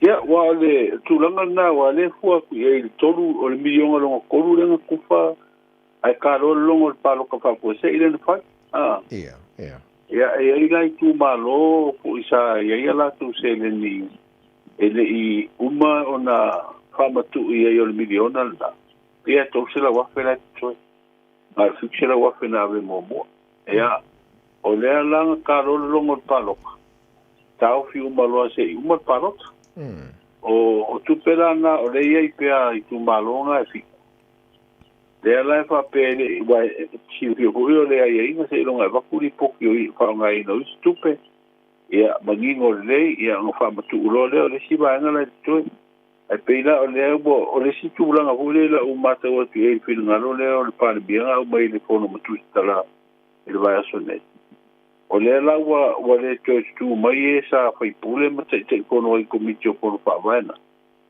a le la o se e kur ke fono fo o peila o tau mi ai fa kingo ngar o le fa matu o tu le si tu pere ia pe ina la le fa pe vai ka ulo ko so pa abelo lo ia si se iri po mai se fa mteranga po fe kongu le mafu anga wa tuia kuia le ripoti ia on foto fa matu ulo tu pe to ai pe o tu langa na le ia ile biliona na lo na tolu mai le tu kwanga pe inga tarwa ia parliament al tasite si male valu biliona le tu kwanga pe ino fole ia le ia fi ma se da uli maskuta la uda ia le fa nga so le ia tu malo le mai ia ona tu fala to fa bilianga na to a te lo la nga lu ia komiti fo mai o nga fo male fo I meta fo yo ngalwen mana be sa ola o fa longo atu o avele tuai ona tonu atu di pote tu malo nei mama fu anga o fa tuai fo ona fa tu atu malo ia teno tupe mo polo ke tia isi na isi tu malo la fa mau ne fa ia ni pote tu pe ia o te lo se tu langa fa pela o le amani no mai de fa solo ngol ku fa ngol tasi mar baru miliona la fa solo ke lo fo I wa ia nga fo I mai si tu te fai wele ma fo nga ko ina fa matu ai me se ia tau no fa ma di ina mana o nga wa ia ia o poloketi ia o te tali tonu mo fo sina fa silinga malosi ia ai mai se fo yo le mai tau atu ia ila tau fo yo e fai nga luenga no le wo ia si tanga I le tutongi pito mawalalo ia ai fa su senge le kau ke sini mai lo fio na tu sala ia fa su senge le fa po ia o tu langa na o le wo fa ilo mai fo I le va ia se te yo le malo ia le tu langa fo I le fa po ponga le o le tongi pito mawalalo wa tongi pito mawalalo le e manui ai ia na I tangata whainga lo fo I nei tongi aso ai pe tu langa na le wa o mai ele amata tu la ia I ulai o le tu sang fo le amata tu ia I ulai o tu sang le asi ile lima ta la lusu fa se nei le tu la o atu ia I ulai o le duo fitu wa lima ta la o no lima sene ia o tu lo tu sang so ai duo va o no ta la lima sene le tu la Iko ke amu ia mako kongi ko maura ia ai au mato ia wa mawasia sa wa ile pinanga ro te usara wa mawasia fa poponga e ma fa silinga balos ai ta to fuwa le tau o lo le wa ia temine ia ma tau pensini le warunga ia e tau fe tu na fa pena ai longo fi tau ia le tu langa le balos si tanga le ma le ma tau so I fonga le wa ia ai o le merci o ia o tawa ne ai o si da ia fo I malo e tu na ia tongi o le tongi la pito mawala ia o ia tu na ia le malo fo I ma business tu moti o pe o business tu moti le fo e la tu pe mawa ia ma tu na ia fo fa pena ia le tongi le si ilungo le minimum wage ia ai fa tai o le mo le fa poponga Na sa time lang tambay na jaman tuan na yesi tanga o tonga tanga tafenga wenga fo le minimum wage samo. Tau sanga le te nei. Tau sanga le te nei le na foi si tanga le ole fata la valu fa sen to ya limata la tau sanga te nei. Right. Ya you like for if am malwai. Ya le la fo ya a foi o tau sanga le te nei se ai. Tau sanga nei. Tau sanga ya pia le la tau tau sanga. Pe fa fu tau sanga le ai. Le si tanga wa o te mana tu. Si tanga sa ye o tonu pito maura. E umia stemi foto a si la ho malo e faise petu na inga ma se feuta na inga ma pisini tu ma oti. So ala pule ai a le faise si tanga fo. A le si tanga la le mata wa pi.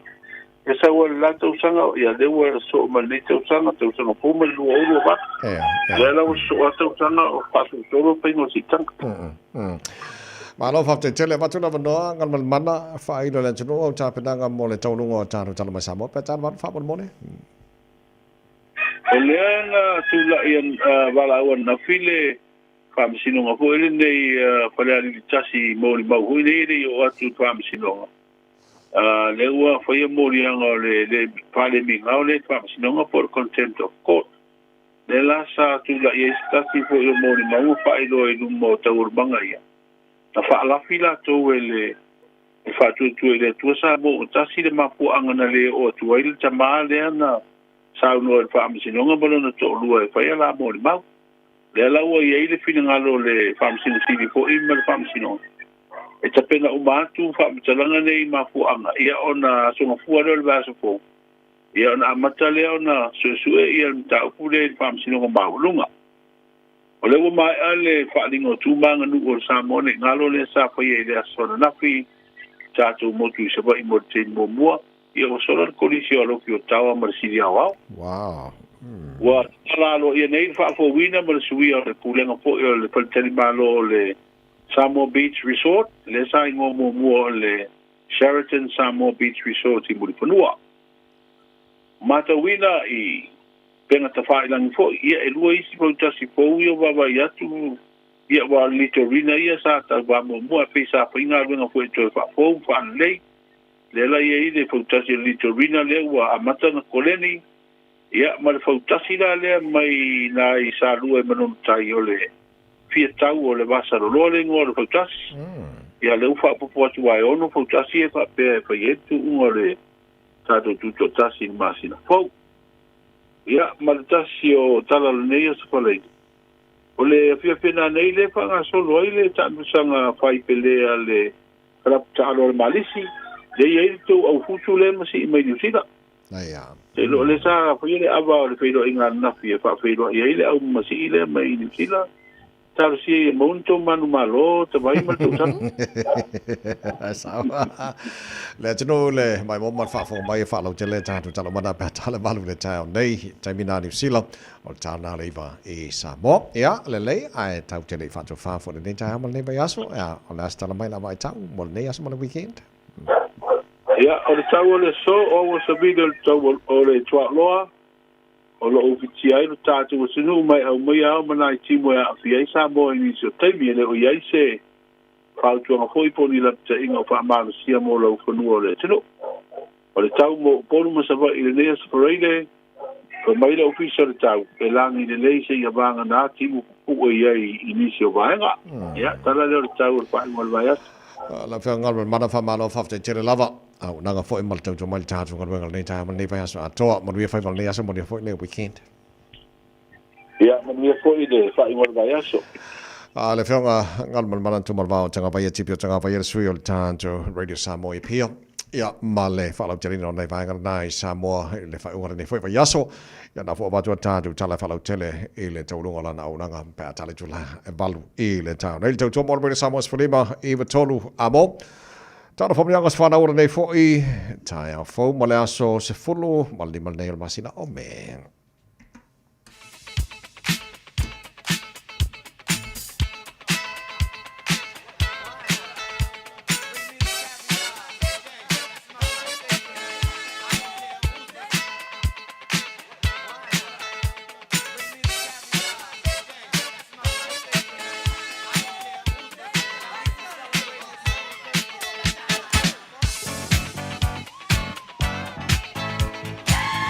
Matalo telefoni mo family ngos fana o le ne foi as for really tolu fitu tasi lima e matolo lo mo foi na mano ngal tato imedi. On air at radiosamoa.co.nz. Ma foi na fanga in Facebook mari YouTube or Samoa wa mana ya tele lava le now te va tu le ta family ngal ngol imedi manu ngal ta Facebook O lungol tato api folinga o lo yaile whaamanianga lale nā mai a si afu tanga loa whai. Vivi I atu ia o tau ile lia wailelei o ia, o mai whaavavau lava lo nā lofa. Whaamanianga o le aso whanau o le atalii ia le Moa Jeffrey, o mawhai o naulia mai le lua se fulu valu le nei o na tausanga, ma eu le alofa o le alii o na o nā tausanga I tele wa ia fua I mo oesan, sa talo I le alii ia fua I nisi tausanga I tele, a walo whianga iai ma le tausinga o ainga, ai mai se le whianga iai ma ngā luenga, wha mua mua le alii mea uma, manuia lo ainga, wha aftai le tausinga o nana ma mam, ai mai se na iotei, mai se fo I le tausinga o si o ainga, alo whaanga mai a nana, tasi, mam, mau uso, ma lo tua whawhine o moana. O lunga lao tātou I meli, o le whaamaniang mua mai a Deborah Pietelo, whaamaniango la so whanau o Zenaida Pietelo o Tahuhu Mamangele, lo wanga ngai e whaamanu atu ia Yehova o mea uma fōi o te tonu ia te au I whaamanu I lona swafa pa ia lo wanga ngai e whaamanu atu ia Yehova aua fōi ne ngalo se mea tasi o ana mea lofa. E vivi ia e o mātou loto e le nei tai au ma whaanene e atu I le atua, una o mawhai ana ulia mai e le pelo le ainga, Zenaida Pietelo, lona se fulu whātou sanga I le aso, whaftai le atua nei tau sanga wa ia fōa ia te oe, mai se ona whaamanu ianga I lo wolanga, o la mātou te talo ia sanga whaau pōpo pēr nisi tau sanga se tele o lo wolanga wale whianga iai ma o onga. Whamani e tele le atua I lo wolanga ia whao ngā ina lo wola mo ia I aso uma o iluma. Manu ia o onga o lo whianga iai, teina lelei, usita ai mātua lo whai so se tasi, ai sili ona e awa mamatau I le atua e te manu iai. Manu e tele lo wasa whanau, o lo whaanga ma whaamanianga mai o ainga umai Samoa, au se talia ma New Zealand nei, o aunties, uncles, cousins and your brother Nathan, Tuana, Teleai, Ifingao, Tali and whanau. Whasilisili ai o mātua I o tahuhu. Manu e tele le aso. O leisi o tātou whaamanuianga e mai a whau foi sanga sue, Whawhitai malevi ingai fo I le atua o na ua mawhai se tasi o le whanau le tamaitai I a Siala Malu Paulo o Whalefa po Sata Puala o na ulia ma le manuia mai le atoanga o lo naiva tausanga I le aso vi ia ai le anga le leo le atua na tausanga I tele ua ia fua I mo oe baby to anga I le lotu whaapea le a o ngā sasa ai mai se o le usitai ma whaalongo I mātua whaapea nena ma papa o le mea tā ua le nā, my darling niece. Once again, big happy birthday girl. Alo whaanga o lo papa I a malo tau au kilani, ma nana ti polo, whapea o cousins, aunties and uncles, ai sili o mātua o Malu Paulo, ma sanga mo oe le pele. We love you, baby. I o le whaamanianga le nā, mai a whau fo I sanga sui. Pele sta whaamanianga le lunga le YouTube. Gamle mana, whaamon. Le tango e whanawatu o le whamanianga le nei se fua manuia whamon whamani atu lea so whanau o se unis ia Siala Malu Paulo, wishing you a big happy birthday baby girl. More years added for you. We love you baby, and that's from Fau Fola Sangasue. Ja, for I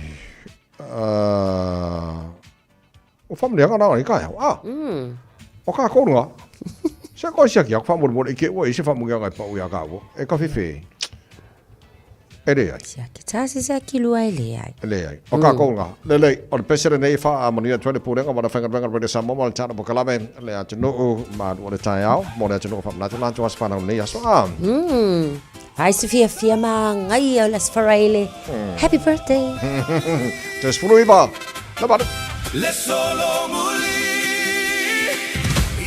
Tata tutu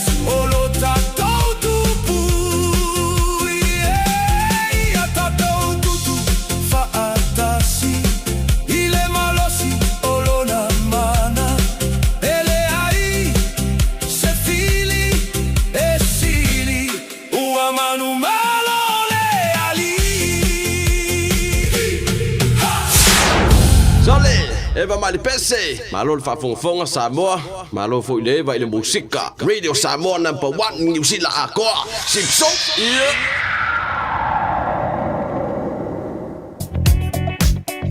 May vaenga la wala lo PC Onira Road on the eastbound on my tawa to face PC langa yatulana on State Highway 1 citybound on ramp yolana for amatana build up my tato Birkenhead anga iane ile North Coast le time ile my tawa to 40 on a northern lava leo o face PC o links nga tato my Tristan Avenue ile time ile nei fapena for Totara Vale on State Highway Sumaleono eastbound face mamafa le traffic through Western Springs anga for ia delay my tato in Valena St. Luke's Malay Great North Road connections my tawa to 40 Point Chevalier olena for ilo faisi PC my selanga yatulena to Attitude and Waterview approach le time ile name my tato city bound links lunga tato State Highway Lewis a full on the southbound faisi mafala traffic lena my weary nga imaya for nei manukau o leisio vaengolo my tawa to ora ke lo fire si mafala traffic lo yai on Tamaki Drive nga PP Road and Keeper Road corridor le time ile nei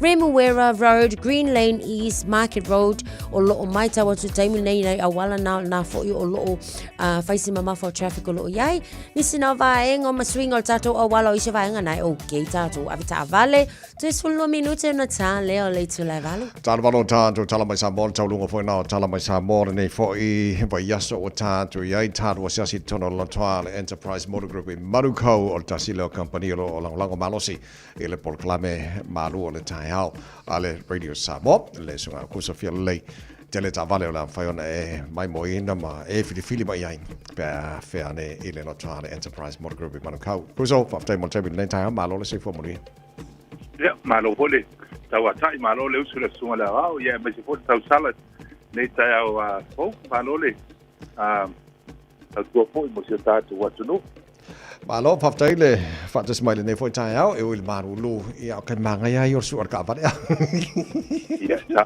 le lava ya o lo sta wo fo na maru lu e mo ia fa tu ngata fu le ya alanga tato watu nu ia o tu langa ya sa wo fo na o le sta vale male ta fu le ya kia kustaiao o lai ola malele atoto sa ya sa no yemo tato ni poti nei taiao fa mole ya fa tai mole ma to wa no ya ma to te ata lo fa mau lo fa tu le fa pong mau se tato wa tu no lo ma wa ta fa ta la nei taiao ya fa ta lo fa tu tato enterprise nei manukau e lo se tato wa tu no ya ole o na ma sani nei lo tele tato fa toa le nei foi masina ya le foi tato wa to ai foi le onga tonol o me ya no ya tato wa fa pitolo o le tulanga mana ya nei foi masina o le pa u ma ola lo tato ka vale o lo amata le ono afe iva se lau iva lima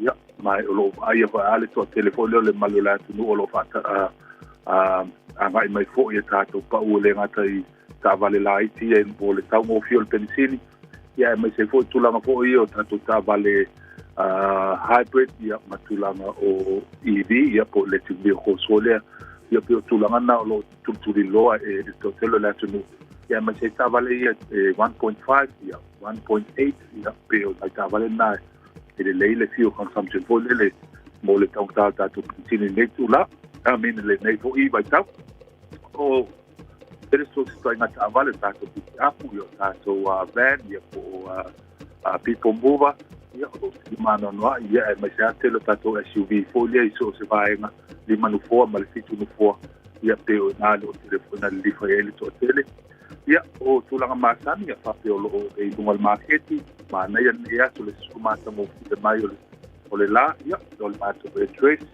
ya sumai tato kala no tato paso foi ya o antu langa fa ma to so ane kwai wa la vale sa ili ngalo sa o le tato e tres masani o le lima ono fitu ama lima fitu tolu ne Grace South Road i nei manukau ya su mai ma kala mai au ma to nga lua atu ma le sunga le ole ya Terry Kono ma fo ya tawo papo ya po to ona nei o kuzo fiele pai ona mawai ya e so ane fo i tulanga ama lama vai nga uma wa fo ya le process foi mole fa wina vale tato numero masani o Valselau ono tasiono fata sivalu o Valselau ono tasiono fata sivalu ia pai ona bili mai ma so mai foi I tulanga uma ia fa pe foi le mo sava no tutu no ia o ia tato website na o le enterprise card na go.nz lo mo pai ona mau mai tulanga o tato tavale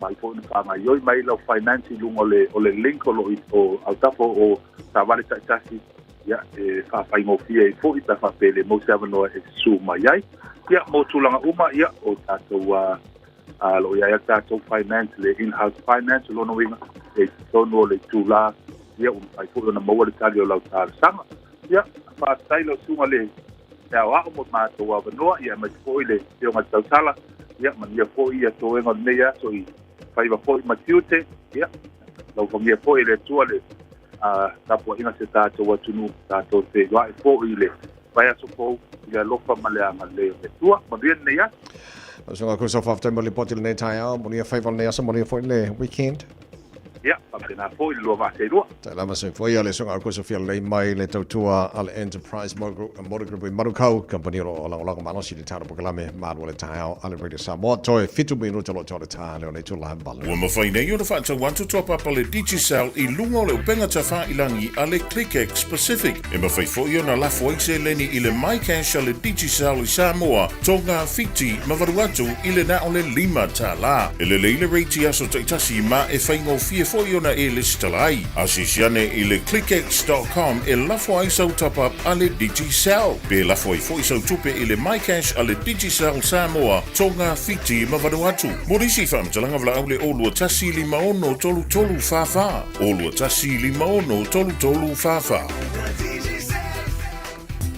Mo tupe whamo moni Samoa, mana tua loa le Pacific Easy. O loo whawau pia le taro papitoa nao le lima tala tu tongi pia whaunga aina le Pacific Easy app e whaatino ai au tupe whamo moni mai lau telefoni whewe ai. O loo awanofo le tato direct transfer ti posi mai ai au tupe le tato account ma whamali aina fasili lupa le telefoni ma whaatino la whaino lau tupe ai nga whapitoa. Mo le tutongi no pidio le mai, mo li te ngā tupe so se whare tupe Samoa, pe tutongi nino no ngā tupe le numpi wha Samoa Housing Corporation, UTOS, Samoa Land, ma so se au nanga Samoa, o lo mawhai na whaatino uma I tātou au nanga o le Easy Pay. Mo le silifia, o whaasoporia so se wahenga New Zealand I o tātou la, o lo awano fo I o tātou ofisa I o tara mamangele, pe whaunga le Pacific Easy Mobile App, bo le direct transfer, whaasawa I lo taimi, ai sili ato na whaasawa I nau tupe wa taunga tāle penisini. Mo nisi whamtalanga wala au le telefoni o Valselau, o tasiono ono, po numero masani au kilani o le lua fitu ono fitu iwa fitu wha, ma le lua fitu ono fitu iwa waru wha, Pacific Easy o lau paanga mo tupe wha mo boli Samoa. Ashik Homes Limited. Wala taimi mua moana nei o mawhai ai ona rent to buy. E yeisau kiwi save money nei e talafu. E mawhai ona mātou fisosoani. O le finance e mawhai ona amata mai I le 5% le deposit. Whaatau sao mai I lātou e whausia whale. Whaingo fie mawave. Ashik Homes Limited. Whafso tai mai loa Shemaima I le olua tasi lua fitu o valuli maiva. Olua tasi lua fitu o valuli maiva. Ashik Homes Limited. Amata ile aso mo se tae au manuia. E te sila fia wa te tala ina neile San Balmore lunch ma dinner buffet. Amatatu le aso lua, lima o me, lua o lua ono. Lunch, amatatu le afos frutasi se e pa ia le lua. Dinner, amata mai le aso tofi mai le afa o le lima. A faila o talini au malo. O wa fia failonga ina fo se aso fapito. A fifio mai matala mai ao. Ivas Furuiva Atkinson Avenue, Otahuhu. Pole wha sotai mai le lua lima iwa, wha o. Pole olua fitu, lua ono, iwa olua tasi. Toi whamero tono tole tā leo le tula he walu malo whaftaila tino manatu manuila nei tai au malu lu le lo whamalanga leo tāna mataila langi. Malo lava mātua le on sai. Ta pena nei whanau le tai au, malo. Awar field malo lu. It's Friday anyway. Okay. So malo umalo fo nei ia ona tato malo lo fo le mo le weekend so fa malo si meta pena nei fa na uli tai fa mo le mo le ia o te lo o fua o te maiti nei vai te mi tau na ma fa na le langa le mo tato e fo ile vai te mi ne malo lu ia le alta pena wala nga le malo lu tai au fo ile o di wa ka ki fo aka alo le au ai ile se ka ki ko ma di sa ole le matsel na o fang vai te maiti mo ti noa wa kwa ka mai ki malang fang vai langa le fo botele na pesil full vai tau le nei so ile ta wala le fa so ai fang vai ka mai ki la o ya mana ya le waktu ta mai ti malana fang vai fang vai la po wala ba ko fu fang vai sumali sa ole le ya le langa ma di le fa marstino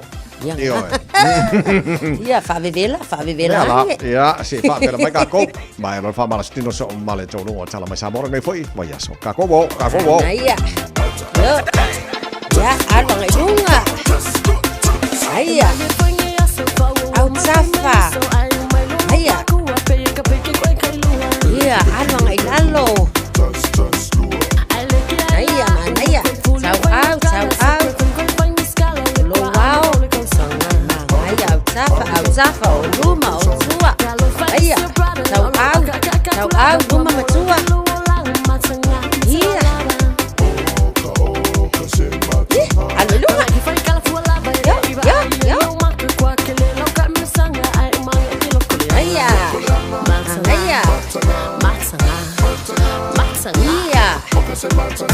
Babe.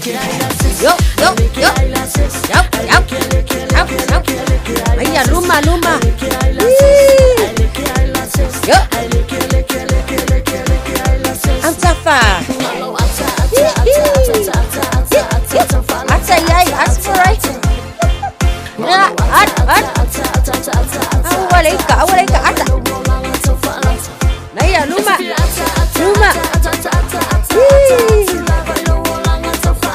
Halo, luma. Yo. Aya.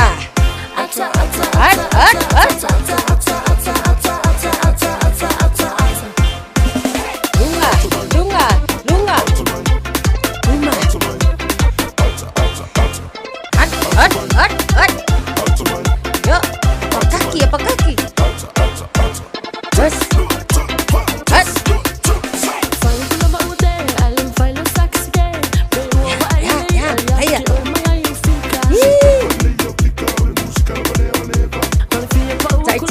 Taitasi.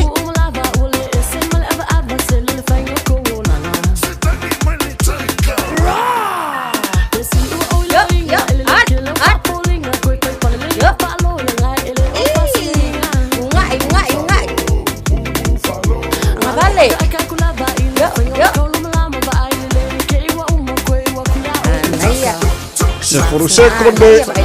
Aya. Luma, halwa ngai luma. Sawa ngai tua. Iya. Sabali lemu. Malo, mana vai tsotsono. Mana vai fafo, mana vai tsotsono. Mana vai fafo.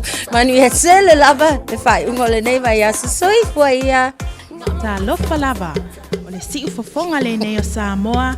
Le Radio Samoa. Usi mai alau whaafofonga o le whaapoponga fo ele nei o talafau mai Samoa. Awina sa mai mo oe e lau leiti o whalongalongo le Radio Samoa. Tasilima iwa tolu amo. O te whaatalo fo le nei a sa fau lo tātu utino o usi mai alau whaafonga. O whairoi lumo le whaamsinonga e se tasi o tamaa. O se mori mau o lo mori e le usi tai le polo inga le whaamsinonga. E mafua le su e ino le tangi tau palota fale alili tasi. Na mafua na le awa i atu malona to lua e mori mau lea whaamasinonga. O na sa whaalafi i la ua e le fast. Po le pati whaupufai e peo na sila fia. Le whaatua i le atua Samoa o tasi. O tau o manga le whaamasinonga o palota po le electoral court. I le asotofi le nei vai aso na o atuai mori mau uma. Le ana ave i aile polo inga e o atu i le su e ino le tangi tau palota. I latou ia o moria, i lo latou leu si ta ia leo le polo inga. Na si i le ao le mori mau matu i aile avanoa e le whaamsinonga, ma ia wha ilo a aile mafuanga, Na le o tuai malo na to lua e whaia la mōri mau tu ufafonga. Wa whau tuai na aide mōri mau e ta pena le leia la wha amtalanga. Mō le wala aunga o mōri anga o le wha le mingau le le wha amasinonga po le contempt of court. O le a amata su e le wha amasinonga mawalunga i le asonga fua asau nei. Wa whau tuai na fo i lato uma e limas futasi e iai le avanoa mō ni a lato lo ia mō i lato. Ai ale ai. Ia whaia ni a lātou whaamtalanga e whaelo ai mafua anga. O la lātou leu si tai lea i le polo inga. E peona sa ave eitu si sa mania e tū lai lumo le whaamasinonga. Pe tai e peona si la fia le i o atu le tōtele. Wana o le tōtasi lava le mōri mau nau si tai ia lea polo inga. E peona si la fia o le tasi leo la asanga. O le whaai unga le whaamasinonga o whainga palota na whaamau ni ai. Le mōri anga o le whaia leo whainga whaalatua. Whaasanga i le sui whai pule o whale alilitasi. Le ana tu ina atu i le lo ia siria le malo mō le whaia iai. O sana ilo ilonga pe whaia ni mōrianga o mōri mau. Le asa le usita i le polo inga le whaamasinonga. O lea whaai unga, mo tau fia lona whaataunu uina i se polo inga le tu mau le whaamasinonga mawalunga. Se isu e su e mua le talo sanga. Mai le sui whai pule. Le ua fina uai le a fia o na ia te tau. I lalo le whaavae. Ona o lea whaai unga. Ma o le masi na fōwa iuni, ua whaamoi moe tango fi ai lea tālo sanga, i se iro ilonga le whaamsinonga o tālo sanga, leo le a sila ai pēta tau, ona su e ina lea whaamsinonga po le whaamsinonga apili, a le whaamsinonga mawalunga lea whinaunga. O le whaawa wina o le malosi o le whaai unga, i le solo i ai o le nofua o lea i tū malo, ua whaawa wa i peo na tau ave le sui whaipule, le tofi, se ia mai a tango fiala na talo sanga. Ma ua whaase e tuangalu ai fo i le fio ngā toe lupe, ma oi au tele paumuli nuku o ne semo, ma ona tofinga i le kampeneta. O le ua ave nei le lui e le whaipule o whale ata tolu o ia fo i o le whailau tusi. O le vaenga wha upu whai e pui a ia te tau o tangata le tō whale ala i le pule rimoni e iafi le pāle mia. Le sunga la auli e le mali e toa le ua te apolata i vau fosi. Ina ia whaia se la tau tonga i lungo le tusi pa ia. E wha mao ni ai, e le aise isio i la ua e a afia i le maliu, o le ali i tala vau tu au wha savanu. I le upenga ta wha ilangi o wala o viso o ta inga lea pāti wha upu whai. Na wha edo ai lea lui e le sui whai pule. I sana sa unuanga wha laua i tele, i le finangalo o le ala i le pule ua tele a fianga o ia malona ainga, wha pea e na ta ita ia le mtanga aluenga o leo. Ona o loo tua ia pea o ia ai mai se ua mai ale wha amsinonga na wha mamai lona tangata i le leai leo sona fianga. O ia i se manatu ia tea. Laudi. Ta upul nei tau sala pule tau. Tato fo i tua. Mea sa wai le nua le tua. Fai tau tonga. I lumo le tua. Lo te loa na fai fo i tono sa moa inisi o fioanga. Fa tau tō le nu. Fa tau tō i la tōpe e ini mea tō ngā tupu tono se nu. Ma se fioanga. O lea la i lo manatu. Sa o te talo ho i le tōa ni aso. Ma le nei tau. A o te tono. Te le tupe halu wana malo. Tele tangata wa whaina a inga. Le ofisa o leo ta rofa al komisina sa iai ma sui komisina ma na tanga ruenga. Wa ma toa ta uvalea. Ile nei matau. To tele o ma fatia. Ona o le nei leva matau. Whanga ina ma liu le nita. Ai, o te terato. A whae ma māta ua ma leimea. Tato tu uro i le tua. Tu i le tua. Ma le a se teimi e te whina ngalo ai. Po whea fo i le ae, se no whoanga i te, tu sa moro whina ngana, o te ar watu. Ma lau whai au. Eoi, watu tu spaia. Su mai foi lau sunga. Ma lau fai au. O I lava fai fe au e fia iai. Se fai se whatau tonga o tau. Whatau tō lumo le tua. Ai oi. O te fia tau tō I lumo le tua. Ma lumo Samoa. E le ai sa uafianga. E le maliu o tamalea. O te mana fo. E e tau tō. E le ai fo so oi afianga. I tau pulpulenga. Ma le maliu o tamalea. Ama e alon tatau tō. Na tu uno le tua e whainga lunga le tua. Ia, ma le whaala o tele Samoa. O le ala lea, o le hapai atu le nitu wasu. Se vaenga o le saunuanga whalau I tele le whaipule o whalea ta tolu, o le whailau tusi fo I leo le vaenga wha upu whai e puipuia I a te tau o tangata. Le tō wha le ala I le pule, rimoni a iafi. O le urua I whaalinga o tūmanga nuu le Samoa ne ngalo, ua whaia moa onga mawu le lunga I Savai, le asa whanga soro le stofi o le vai aso nei, wa sola I le kolisi o alofi o tawa ma le sili au au, o lea whaalinga sa te pena le mtanga aluenga o onga maanga nuu. O le mai o le whaalinga na whaia I le hola le kolisi o Ioane Poseko, po Don Bosco I Sali Lulonga. Na whailo ai ma kolisi, ua mautulanga I le whailonga mua I autu e tolu sa vai I ai le whaalinga. O le vaenga o le whaatau o le vātu puia, wa tūlanga mua ai le kolisi o mata ai vave. Ma sa a wai ma kolisi o Wesiriana, ma le kolisi o Palauli I le vaenga. O le vaenga o le whaatau o tūmanga I whanua, wa tūlanga mua ai le kolisi o Amoa.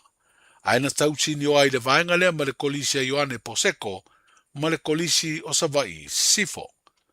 O le kolisi o Lofi o Tawa, wa maua le tūlanga mua le vaenga o le whaatau o le ngangana, le anga tausini o ai ma le kolisi o Palauli Sifo.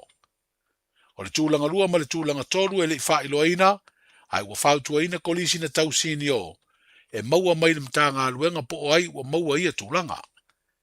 O le vaenga o tau pou ua manu malo ai le kolisi o Alofi o Tawa, ai o le manaia o le kolisi leo Savai Sifo ua tūlanga mua I le vaenga. O whailonga whaapitoa na maua le kolisi o Palauli, Alofi o Tawa ma le kolisi o Wesiriana. O whailonga tupe maipu na maua e kolisi ua mautulanga, whapea whailonga whaopopo ma mea alofa, mai company na langolongo ina le whaalinga mua le Samoa ne ngalo, ua whaia I pule ono I sala whai. O le fiafia le stofil nei va yaso, na whaatumuri ai malo vala ulia, le whaletali malo le Samoa Beach Resort I muri whanua, I le sauninga na alua I ai le swinga o le pulenga o le whaletali malo, ma umusa I fo I le whaafowina o nisi o vaenga o le whaletani malo na toe fausia ma whaale leia. O sa pisi nisi tau tangata tāwhao na whaingo mua o le Sheraton Beach Resort, pei tai o le tuanai o le sifulu tausanga na whaafoi ai e se isi pulenga, o le masino I anuali o le tausanga nei, na sui ai loa ma tōwhia se urua I tamali o le atunu unate pulea, le fionga lea ia to o le ava Mark Wendt.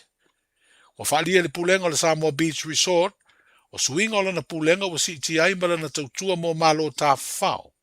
E ala ia na au nanga ese uofoina, mo tu lisi po tangata tā whao mai whafo, whapea I fo ilo tātu o tanuu e a whea. O le whalaptonga le whaputunga tupe mo le lumana I manui o tangata le nupi wha, ua avea nei ma whai sea au tū, o lea whaletani malo po le major shareholder. O lea ua mori mawina nisi o fautasi o te pena I tu ngā vaa o le whaamna tuina, o le tātou tu tasi le masina fau. O le sā leo le Little Arena mai le fioanga o toa mua, lea ua toe vaia I ngā tai whale o lea fioanga o whea ngai le kāpeteni marona au vaa ma kole ninga. Stasi leo fautasi e peona si le fia na tausini o, I nisi o whaa ngā tama I le tai I tausanga ua tuanai, a o lea ua toe sauni mo le sā I ringo le siompini o le tātou sisi ngā fua. O stasi o fautasi o whaero I lipoti le te pena fo I mo lea lava wha moe, o le fia tau I vasaroloa, mai lea fio anga o sālua I manono tai. O nisi o fautasi o mautinoa o lo koleni ma te pena fo I o lātu o vaa, o le sā lea fio anga o pia, o le tolo o tamauri mai sāle longa I Savai. Ia ma le sā o lo wha au vaina nisi o malu o le malo, ma le vaenga o le tine mu. O lo iei nei Samoa se au fuso o tamatalavo mai New Zealand, O le atau sini o le po le nei asa wharei le Samoa. I le taʻapilusanga whai pelea le kalapu taalo le Malisi. E whaia lea le whare taalo numera tasi po le Jim 1 i tuana i mato. Stasi leo sao le kalapu le Malisi o lo una i ai pea. Le tomai o alo ma whanau le atinu o le taʻalonga o le whai pelea. Whapea i foi ma le langolango a le asosi fusu o le Independent Boxing a Samoa. O le afiafi o le stofi le maota Samoa o le pulenga o tangata tāwhau mai fafo. Na whaia i se ava o le wheloa inga, whawheloa i aile au fusu mai New Zealand. Manuia tele le whai unga o le vai aso i sio tātou tano, wheloa i le nā vai aso fau. Pui pui lo a inga i le tau malulu, au e te whaatali. Whaatonu nei loa lo tui ar fulu, a whai mono li mau tau sanga pe o vatu, pe maua o e singa se tū mau, mai tanga, po o maua fo iso walo i singa se tau mānawa. E ma whai o na whai a fua lo tui ar fulu. Tanga ia nei le upenga te whailangi. Book myvaccine.health.nz e vave to whai ngō fie. Mō whapesili manisi whamtalanga. Really mai le vaccination helpline. O valu se lau, lua valu lua iwa lua ono. O valu se lau, lua valu lua iwa lua ono. Po o le fono. O valu se lau, tolu ono ono, ono wha valu. O valu se lau, tolu ono ono, ono wha valu. E siri le poipuia na i loa le tonga fitia. Whai nei loa lau tui ar fulu. Talofa, we're the Katinas. Talofa, this is Pat Lam. Talofa lava, o aola pi marina. Mau pelo li tio. I le Radio Samoa, tasi lima iwa tolu amo.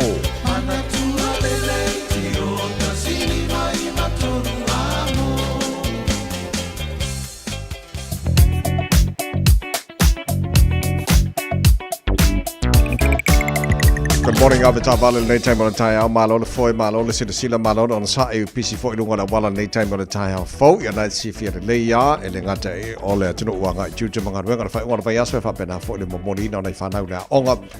Yeah, Mafuanga now PC on the wall and late time on the time. How buying Umala Walla Kilani, Faisi PC late time on the time. But Famanato Masani, the Radio Samoa, you have to oil from the morning after Valley.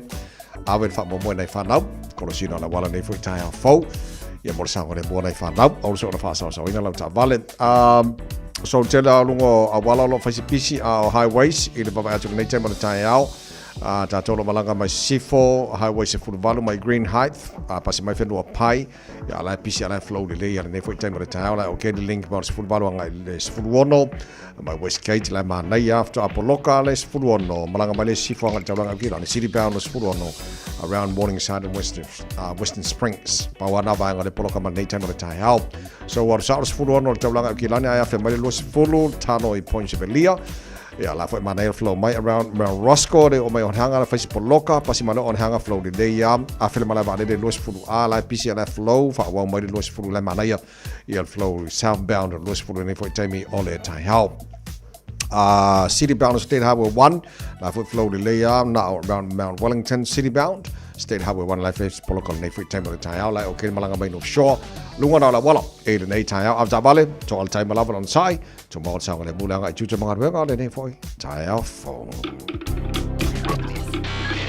Tasilima I Vatolu Amo Radio Samoa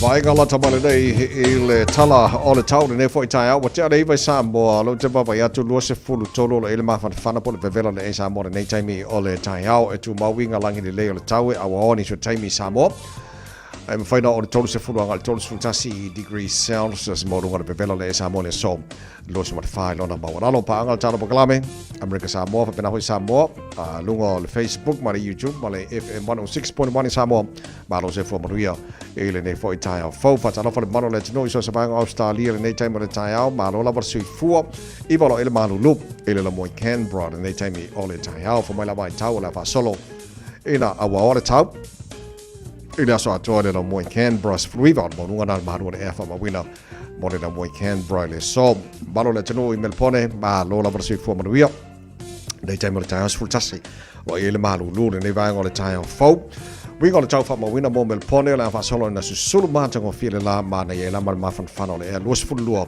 I lona maulunga fa mawina mo ne for years for Rayleigh. Ja, le mabalo le jeno I sini Australia good morning. Malo la versu fu spul falo il maru lu nei te per tai fa solo na awa pa una wanga ba malang le fo ni so taimi. Los fulua maulunga ma fanfana fa mawina mo sini Australia I so Brisbane. Good morning. Baba ya tu spul limo il maru lu nei te per tai fa.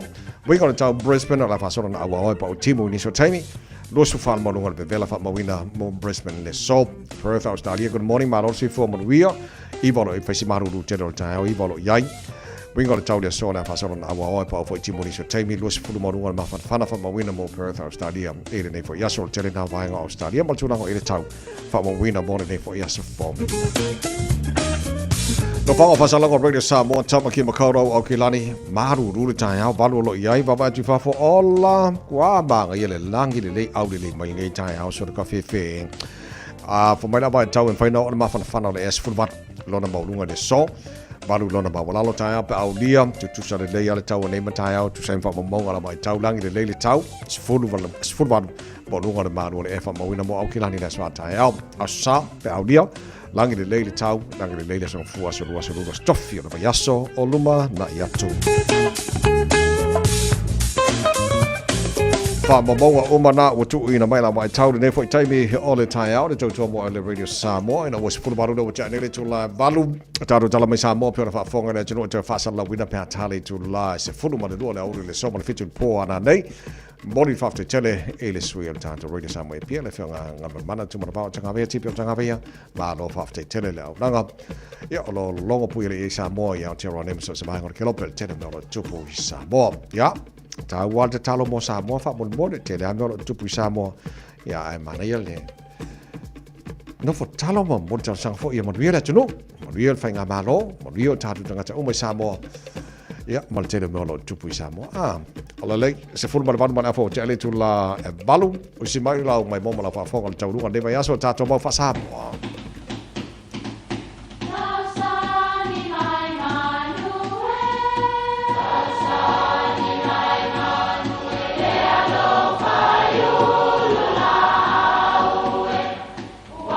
E o whanga manu I ululu o la au, awa e whawhanga I funga o la au. A o le tangata, e whawhanga I upu matala. O le ma whaapongai, e a fua I lona si o mianga. O lona lea sao I le whaatufunganga o le iloa whaale aso, mai le tautua se ia o ina pule. O alanga upu mamuanga ngana, ua lantou mamanuina le tō whamanino a Samoa, mana tua fo'i, e tāo fitau muli le atunu. E le tāua le pā ua le titi, a e tāua le wheau. Whapea le tala o upu na maua mai le tala ia pānga malia ia po o vele talola, o ia lea na sulu I le titi pu. E le whea ua wai. Ae na awina e ave le wheau I le pēa ma vaitangutu. O upu e whailo ai le tāua o le wheau tu sa lava pē samuti le titi. Whaaftainga lue mai. E ui ina mativa ma pau lo titi. Ae tāua le taunuu o le whaamoemoe. E le tāua le pau o le titi. Ae tāua le wheau. Manuia lau whazau sau. Womwa.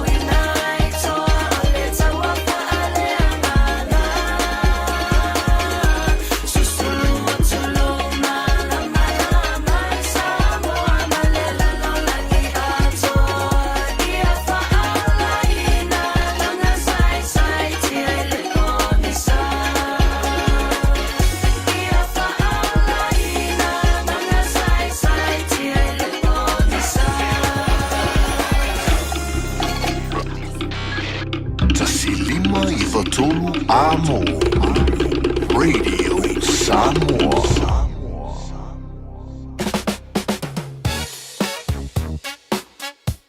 Au kilani saute. Sa ili se Samoa oe malo ai. O le Enterprise Motor Group manukau o lau fale ta vale fa moe moe. O tele ta vale matango fili mai ai. Tele le soani o lau fai ngā luenga mo oe. Mo se ta vale talafia ngai. Su mai i le 5 Grey South Road i nei manukau.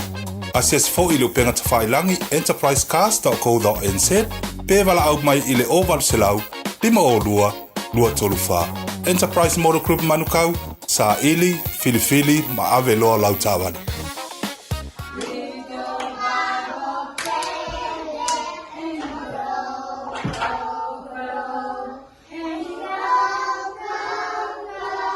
Sa ili sea o ngā amata e talawhea ngai mo lau whānau witi. Ai maise i taimi taungata o le soifuanga. O le St. Andrews Christian Preschool e le ai se totongi. I oe e le ai se totongi. Mo whānau ma le 2 i le 5 tausanga.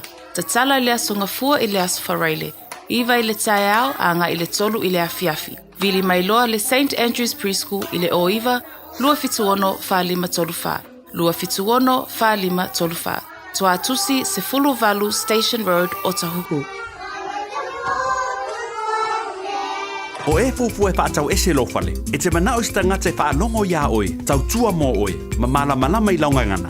Vala au mai loa le malu mawhatau Bob le malu. I le olua tolu ono o 525. Olua tolu ono o 525.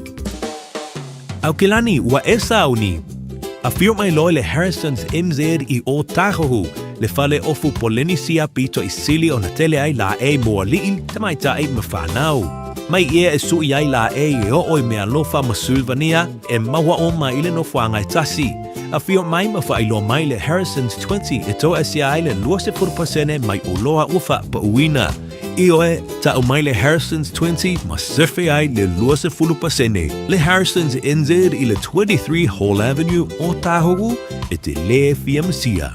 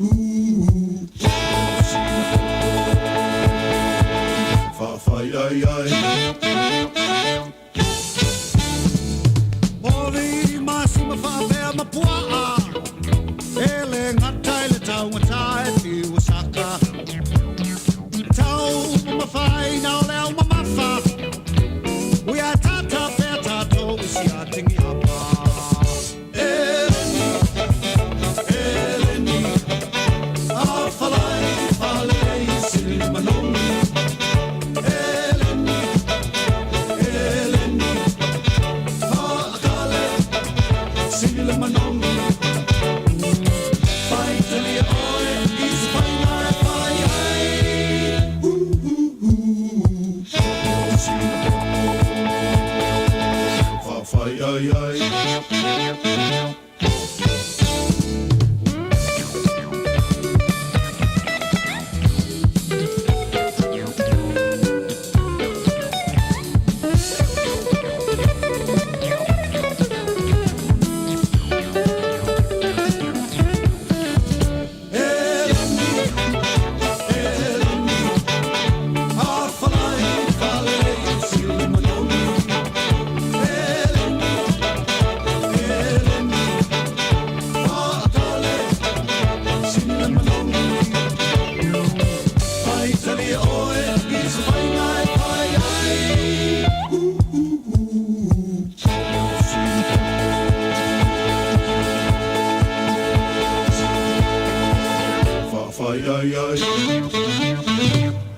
Whanana Jerome Gray le Eleni wa o whaalongolongo antu leo kamaka mai di morga kale piki ngar ki kala o so de ka fe ri o ko ki kia kau ka kala mai bo wor ki kala le las praile mar pokala me wale si mo o le so halo se te mo so halo ma no se fo mo ni nei tai fo Malo ta vai ke do ngo fe ka mai di mai do ma di sao so de o whaalongolongo ku le anu tane Manga ia sone. Malo. Ka amaka ia salamos furuiva. Tala mai le langi de malo le tua. Amene. Valia le val miunga le nga na. Aver kaya manga ia. Even le maru ruka vai. Al maka ngofie mangingo manga ia le langi. Asa ole. Ia o ka o le salamos la mo ko. Ka ko fa mangu ku ye le ku a. Me umbe kong ya ka ko fa mangu long sof pa ye power me ka ko fe ka vai. Yes. Ide venga ko fa yesi me ave ku male ku pe ka isanga sua pe sang ke kusia le ai nga le fa fe kai la. Ia vi inga nga de ko ni ka ya ta vai ka kong. Ia ka ya uma le fa ka muama fa so po se ua awale ka po inga ka ko ku. Ia o ka po inga ro mangu ya. Ia ai me ka lo ka vai. Ah. O fa ko fa ma ya o ka fa olo. Fa to tu manga lui. Ah. Ai lo ka fe ko o so le va ngai pa ule lo va ale me le sa ule ko ya ale ya anga le so sa le msa no va lo vai la ngai venga nga le fa ma yai ma lo le usu ma lo ta to le nei ta ya ma nei va yaso e fa pe le fo fa fe lo ile ta po inga si o ta tu tu no o tina ma ta ma tu o le au no fale ya me so le au fa ka kalu o va anga le ka kong o mo wa lo so i fu ma lo inga ta vai mo fo ma lo se so alo non fa fa kingo o nang fa pe nei vi ele haleluya ma nei ya ole anta mai tasi ya wala nga ma nei la la for sanga ma tel tapo kala ole tuela ele vi ingol ma malo pun fo matango fi am ka me fa me ole ale fa ma o me ele ya si le fiera ku e fa ka for ka ku spai va mo le ele o ku spai ya ka lo ko ku spai fa sawa fa ka lo ngai vai ele ku spai nga o ngai ya ai sa de malo fa tai mo nei tai au mit matanga for loto ko bo for ngi ka ya ka ke karkala ngo ai maka pese aku i tanto studio e wale o pe ke o de va so vo sa mo e ku vo le ka muku mana no se la au me se ka alo ka le fie musu i me ale le o pepe manga tita se ali sika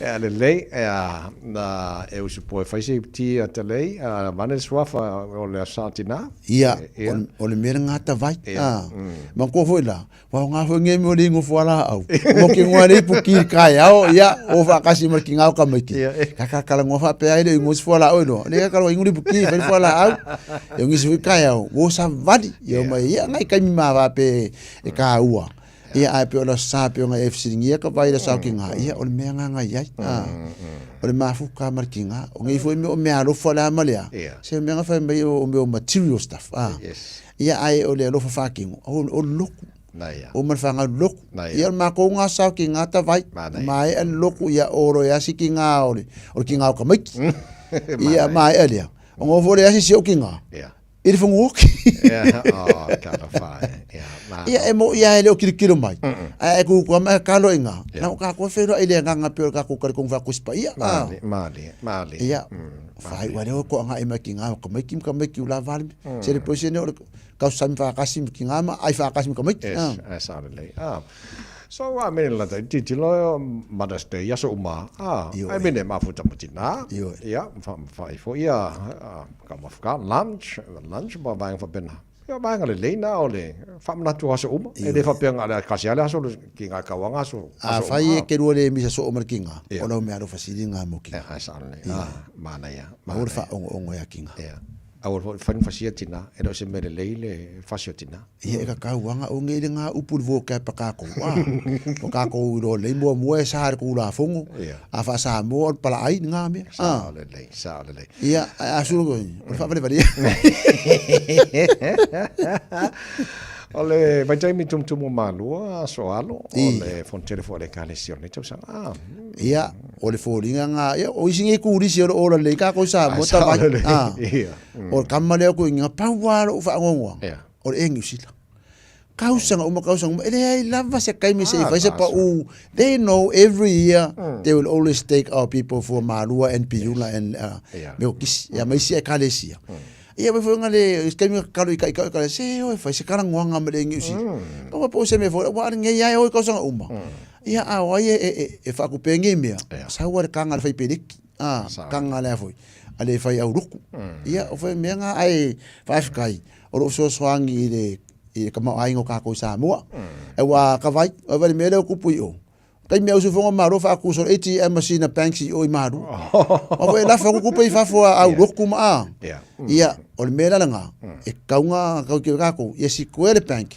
ia si kua foi ka ko sa mo ia ku la nga sa oi wa kumu foi maru ngai kai o lo fa ngonga le me ai mai maula ye sa o le lango la i me ngi unga kai ngo o sua wa ka masangi ya singa ia o askulimi o avako melt e lo ala fo sa mo ve la ai fa o mai askulimi ia ele mas ka fia maru ka vai ngal fa ko manga sa ka ko lo fa ko me se fa ali ku pe me lo fa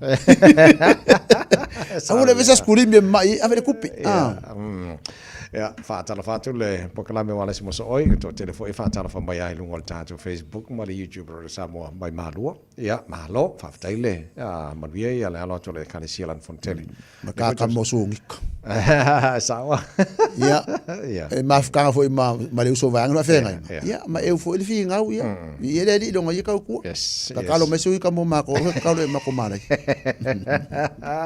pokala me le na fa ya o ngai le mo tele sala fa kwa nga ikele ya mane fo do ki fa longo e o sola fo ko se sala me mo sempinge sa mo ya fikal makua onga amka ukia o se o le polifest le fe sa mo amka polifest sa mo o le mele manga ya ngafi ya saka ngofu maka po ai maka ora ko saka wolunga inga fa pe angi ko wolunga sa onga la kala mai i salong ai ko wolunga ma ko fa si ma ko ai ko ro kunga ya wa mau fai longo mer kelo ha onga ya fa kai de ko o sola ia ya lo fio kawa male ma champing ai ke lo ka vai me mali ya ko dise se vai ko ikia afo ko dise ko varunga ye e pure ha onga fa fini ya wa o la kama far code e u merkasi ko kange yo se ma ko dise ya o lenge ya wa sau kala o dik o lenge marik e uso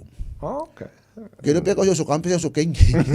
Ia, vai ange pa ia lango leng, ia fionga pure ai. Yo li ko fa so alo. Ai vai la ole ile sa fa finge le wala ko wal mai ala lo wala o ingo ka mai ki lu manga yo sambo. Yes. Le la pe fa ma ngi si ma ko ku malo. Ia vi ele i wo mo se ma ko pinge au polifest a makale. Ale al malo. Ele ka o samone ngal. O leo tu ole ai meno le fa longa fo le fa ngoi no le porkala me e pe fo nga mai nga ina ia tamitia o nga ni mai taimi awani nga lo le ia sa mo malana nga umba malana nga ngana ai mana ia fo la tau fa longa tu le o le usa vali le o malusu ka sanga o makau yengi usi le polifest yes ale fi ala langa me sa mo pe fo ngo take for granted lengo fo sa mo pat ka vai ai la ko ngi ko ngo fo ngongu so le e ia le skanga ka ngola me lo se mo ore ilo aku fa se ava ele ku wa ilunga fa se o le pe ma mai ia ai fa ka le wa esko fa le ma lo fo ye fa le le piko ia la ngai wa ia ka vai ke lo ka lengi ma ngai fu ka mi sa lengi me fa ro ye ia me so la unga me pe ngai de ngana e ngai sa ngo se ka si o fa ma singo si ngia nga fio me ia ko so swangi aku o ngi sia pese wa mai mama wa mare au kure va ia ko fa ku ua ya fa o makai ma ya sa o ye le pesa ka si le ma singo ku le ngo presenting ni me na vai longa ngafi ta vai mana tal sia tele sa nga le por kala me wala nga le wa ama emen mo tele sala fai foi le ya wa te le la fa so tal sia le leima au nga mo tu pulanga ma tama fa na o sa mo ya o mo lo mana ya ioi wala nge ke la me pe poli facing nge ngale umma ngala ma ko be ponga fai ka vai fiu se ku dunga fai fa kai ai o i ko ngaru manga i ne ka ki kilo ya e fo ya na isi ya kama fa ngau ngaula ngi ai inga ha media ya de ese o so ya so aru bi songe de fai mera me ma po ngi fo ya ava furunga ya sia ya e fi ya is ai le fi ya is e pula kama lo ma ko langa me fai de aso ka vai ka ai ku langa nga e ese where to from now a mo poli face o mala nga e ya fa fe kai ke ku nga ke le la va ku pulanga wa nga e fe si a inga e o ka si a inga mo si a so le la wa sa no fa poi ponga le si tu lunga fa se fa fe tai o ai lai oi wala nga ka wang fa fa tai fo le mo a inga fo i fa lo long le aso a ele fa nga o fa audia mo fa fe kai mo le val audia inga ma ko mo di mau ko fia longa lua fa fe kai me ai ya ona manga ia yes be nga winga pe fa ko fa mai ngisi se o fa nga me fia so kupe fa ko le so nga kupe le ngo fa so la kwala se le o se drive through al McDonald's ona ma pikin me ayo o nga ngar Samoa e rua upore o ngar Samoa fa mo le fa kai e lo fa mo le mole e lo fa kai al me le umanga ingo fo pe nga le e le mai au ba ko ma e le ma au ai nga rua ta vai pe ma fo nga o ka o va nga le ya o ka ko e ku ale ka kai lunga fa fa kai even though o lo ka ni se fa poi ia fa kara e fai o ile ku salen o fai ma se ka ko ami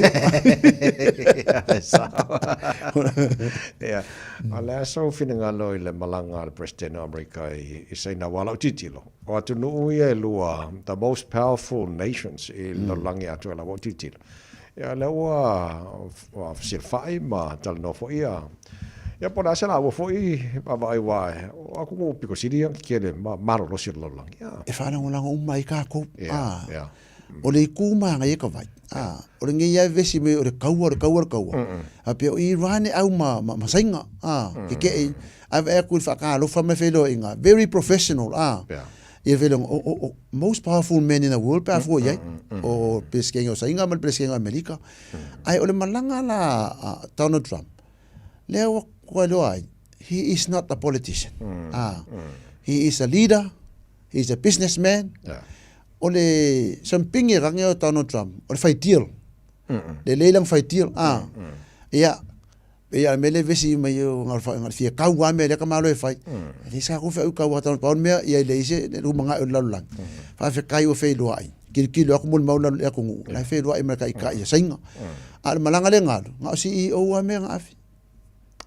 Nga olanga ia sui pereskengi ele pe ka foi e alul mi pale mi avoko me si fai pule me si miska nga le wa eva au si o ngai ngau ka ka ele ma Roma vai po la se me mo spisingi si mai o senga e o lai America e o lai senga ia ai saule le ripple effect ia ka ko ai ka ingala pe o Tim Cook o le si o le Apple ale foi la nga ia ka ko fa nga ko telefon ia Elon Musk ole Tesla ole ya le foi e ka ko ka vale ale Tesla penga e ye long ripple if nga mo ka ko so mo aki nga e ai le nga ye wala ngal porkikia ye ma se le be nga fola ya ka ko e fa ya ko ya fa ka me la ave mo ki nga we mungu ai le fa pela ave fa se me ya pero ka nga va il malanga le Trump ta va tarsia e mo foi se awala tau ko Philippines singi mo tanto wala na sa no fo le tulanga le afianga o tanto nei tulangi e o pensingi le si pa ya se corsi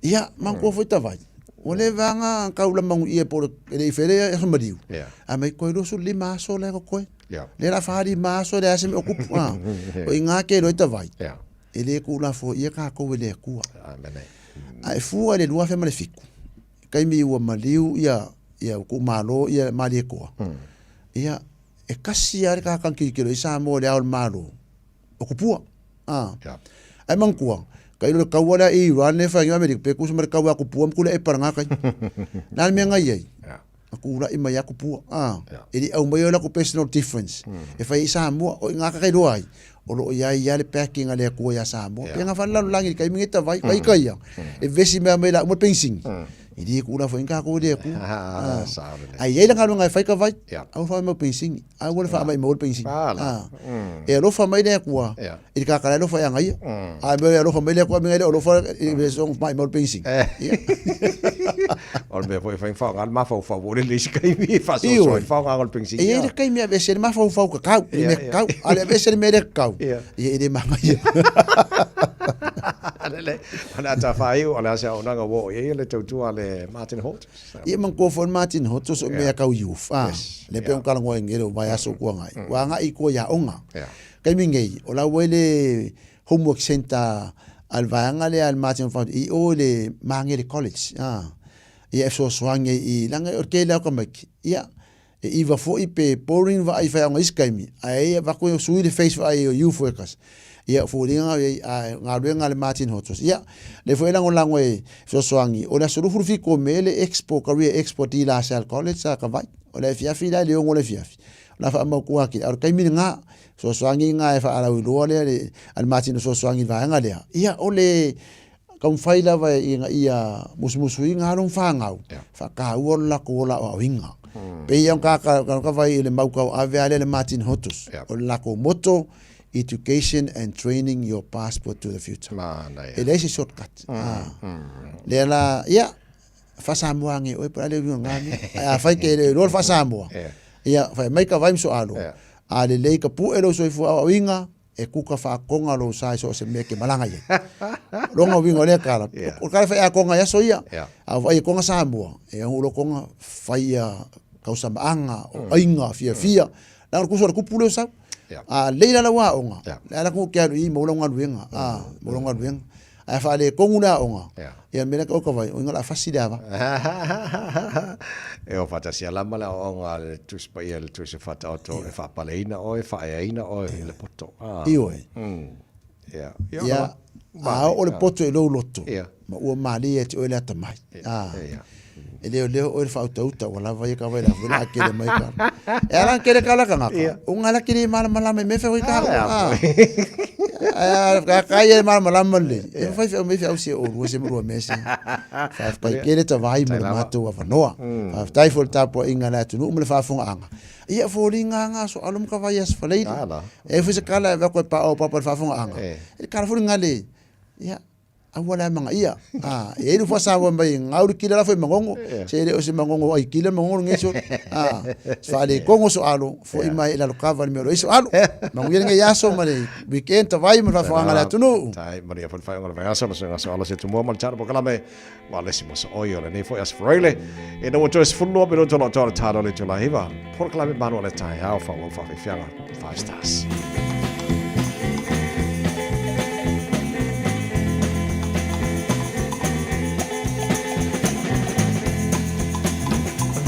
Ma pesele nei faccio moe ai uai vai uai via moe da fai la la mai pea I say yo pa a pia a tuilea o tanto la pa ma ho wa me o ma wo moni o te yo o te ame foi leoti a pai uai pia but the smile Tamau left to Lima, all night to much Samoa, my New Zealand.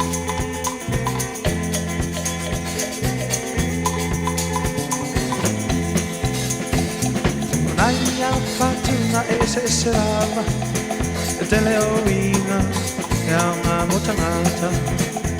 Apaila ue pia mala malapa, esilia idea, tu maioleama. O tanto lo pa ma wa me o ma wo mo te yo o te ame foi le oti Smaila ia Tama le petulima E mana Samoa mai New Zealand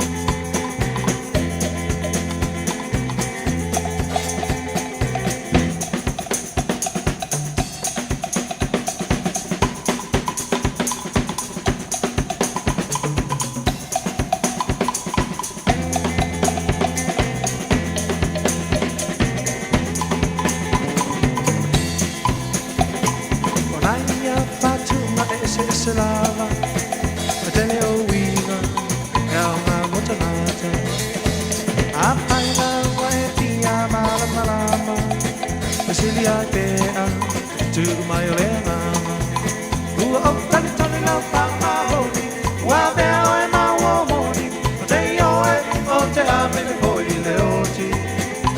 Apai, Pia, but the Smilaia, Tamba left to Lima. Ona ita mai Samoa mai New Zealand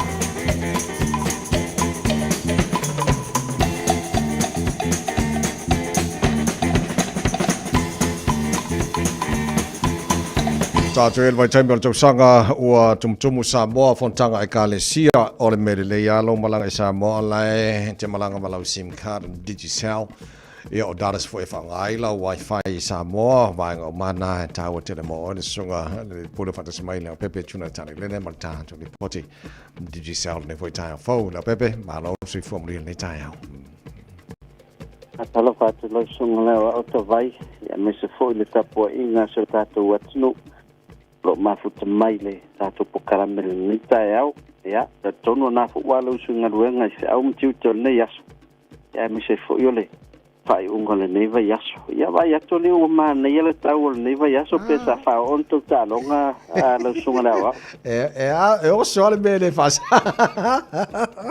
ai ma jo kai mi fa pe ngai ma kau fa pe ia wa sia sa fo i mo se fa yaso ato e uma le tim e peila le vai ato ne so sulu mana le la tato ia o matua e fia le auta polo le neva yaso ia ai me se foi la ia o to tele nai fai fi au te rola ua ngai Samoa ia lo no winga la la utum mo lai o malata polo o to nai matom fanga di i la uspot sa le ia sa no ia monta ni poti le ja fam mole la bebe ia mo la to lo ta pena uspono to tele la wo a o isi o lo sa nyat ia fia va ve mo sa SIM card ia na lo tango e ku kolle i SIM Digicel ia Samoa ia mawhailo na lui whakpokala me whena downloading sa o ilau i SIM i lau telefon ia whaungare o lau Visa po lau Mastercard ia e te tongi e lau lau pando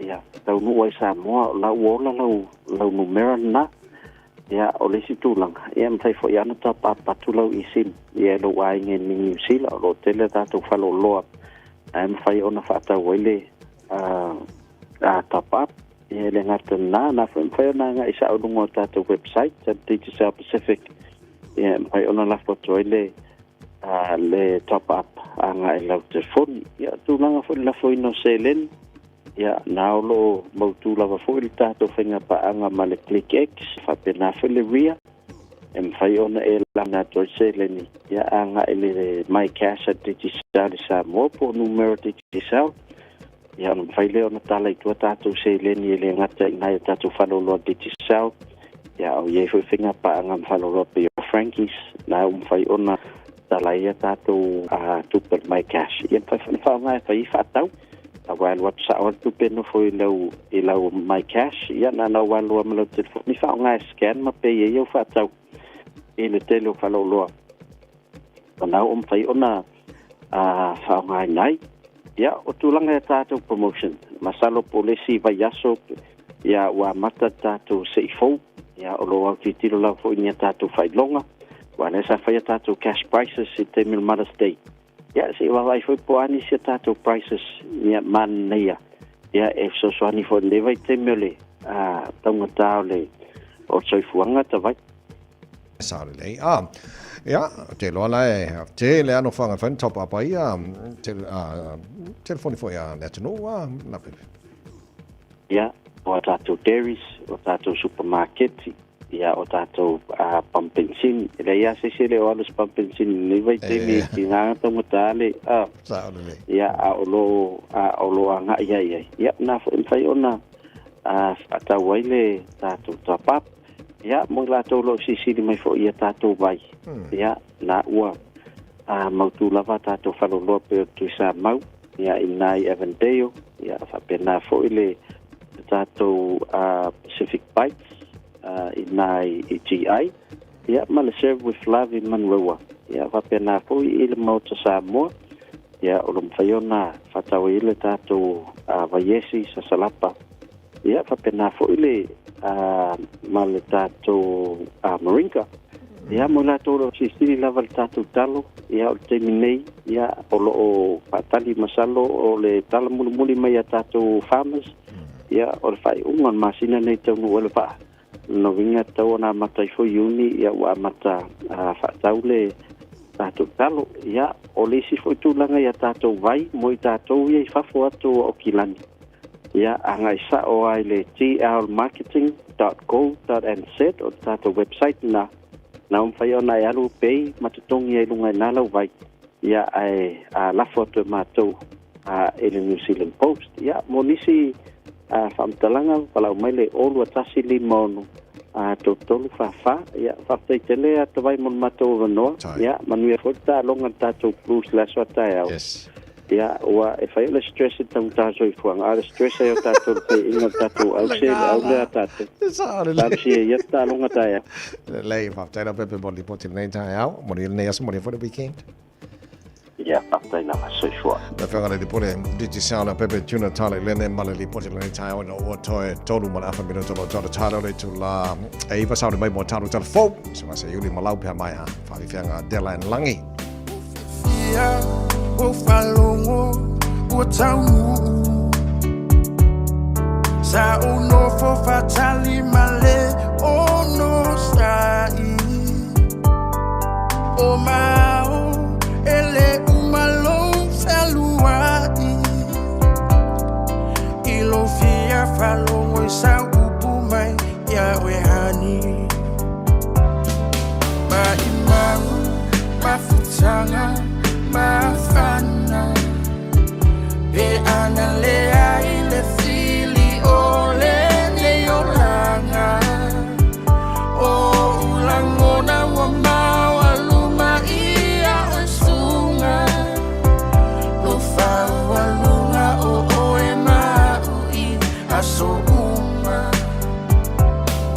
O fratu uatae uarai vai Lefia vai, lefia baiatu ia ohani Se upu malu, he failea mau usulu Ni moa moalulu, liu liu pulu, weta musu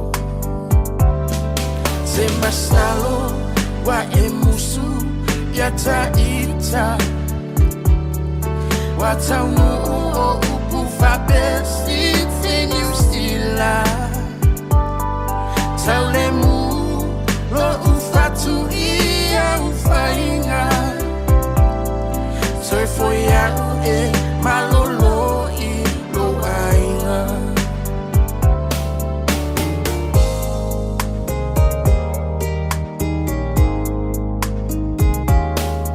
O te fia faya tu masongi Yo fofonga Tinga ona le tau e tu mau pe ale lofa A o e ua sui I lauva ai Sina upu se tasi o te fie ai Always crying time again You're gonna leave me I can see that far away look in your eyes I can tell by the way you hold me, darling That it won't be long before it's crying time Oh yeah, wali wane le vai o sina Pele e hapule oe I lau fili filinga A tau ia ina ia manuia lau tau mawhainga Ai le mawhaina ngalo atu nei o folinga Te masalo wa e musu ya ta ita Wa tau nu o upu fa besi ti New Zealand Tau le mu lo ufatu ia ufainga Toi foi a e malolo I lo ainga Toi foi a e malolo I lo ainga Baby, lo vai Hey, hey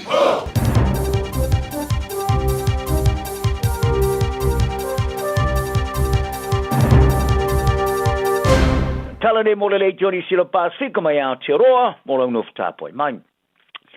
Wa whaariere ri minstalo mingam whasalalunga Paul Coatsmith o sa whainga David Seymour whaala tonga whasalalunga malo ele o mawai se whasosoni. Ai ori tei tae repartia le New Zealand First wa wasamane o Winston Peters o ia whaingo ina o se mea le tala whengai. O whai tionga le tolua sa siriatu na ilo le mea sa whaariai le parimia tu sinave maulo moto tua Christopher Luxon I la mtanga le vasane e whapea sa siriatu na mafna whandaron whaarongone manatu whaari ar sui parimia Seymour. Talano ai leo whaili potira sa nanafi sa whaari e Coatsmith sa whaesa la talano anga whaasam sa manoa marika Euro le Party Act tanu mai le whaatale talano anga Seymour ilungo le purakalame ale The Platform le sa ia whai tio ina ili le tio New Zealand mari television New Zealand sa musuwa Coatsmith e whaasoina whamtalanga o le la talanoanga ma Seymour e paulantala e nati le I whaatunuina le sui parimia e leo sana mata whaioi lea. I se isi whatalanoanga e se mai ai sa whaalia e Peters wa fia talanoa ia wa fia ina wa talanoa Coatsmith ia Seymour e winga i na manatu e patino lea. Pe a whai oeo sa minister e whai share I nei whalabru tonga. Ai o Peters lava 4 year sa va I lina ilona whai joino le le Johnny Sila le teusanga mo vai. Ina wa mai ona ia wha matawina le tipino wha tupenga o le tio I se taimia sana wha talanoanga I le proclame le morning report a le Johnny Sila. O tua inga tau sanga I swing o tula whano le ai wane I le tua ingo sa iringa wha tapito tangata overstaya peo Amerika. E matua I se se. E bera whaari ai le tamai Prime Minister whi malanga inga Erica Stanford. Ta ia longo ai le komit whilwhiri al parliament e le vasone o le tula whano teo teu. O le wawai o la matianga o vaenga tau whimalanga inga po Immigration Enhanced Risk Management Amendment Bill. E whaingo o whiela ma whasoso anyai ofisa mo le whai o latu ngā ruenga. E au whiai le whātanga ino ofisa e whātiro ngā ruenga e whisiringi e ina itanga te Salomia e overstaya. E uno lea mani whaamauninga e overstaya. Ma le au whai ngā ruenga le matanga ruenga o whimalanga inga i mwhai foi. O na whisiringi e se isi mō whāmatalanga e pio latu ngoa mas whanau. Pe a whaile ua mai alava o nei loa e maternity pot ese. Whaari e Stanford, o le tūlanga o iei nei o le mautonu ai e tangata whainga ruenga e whātino tute po compliance officers. Awa, a tau nuanti se whale o lātou loa lo iei se isi o se ilia. Ma lātou wa iei nisi o isi o tangata o le lafi te tono whale. O nisi, e wheo soi wha amlama mta moi solo. E teminei, e lea mawhai na lātou fisiri ngeina mo ni pepa o lātou wha mauninga, ai po as whanau, e siaki ai po I lātou. Ai o swingo la iai, e mawhai au whai ngā ruenga na wha maumawino o lātou wha mtaranga, ma siatia tūlanga o iai o lātou visa. Ai o suiso opere pātia le leipa I vanga tau whimalanga inga Phil Twyford, sa ia wā ililina te mai tai minister swinga. Leo lātou pula ai se a ia, ase tangata overstaya, e apili ai ma le tipot ese. E le taminei, o tangata overstaya e po tangata malanga mai e whasalina ini whasalanga, e mwhai ona apili. I se maruia o ni alato o pili e whalangolango lea, ile iai, o ni tūlanga I wang ese whaatangata sui fua e awhiai. I lalo suinga fōu o vāinga tau whamaranga inga, o tangata overstaya la te mai nei sa maranga mai ai I visa siasi ai po o visa le tu mau.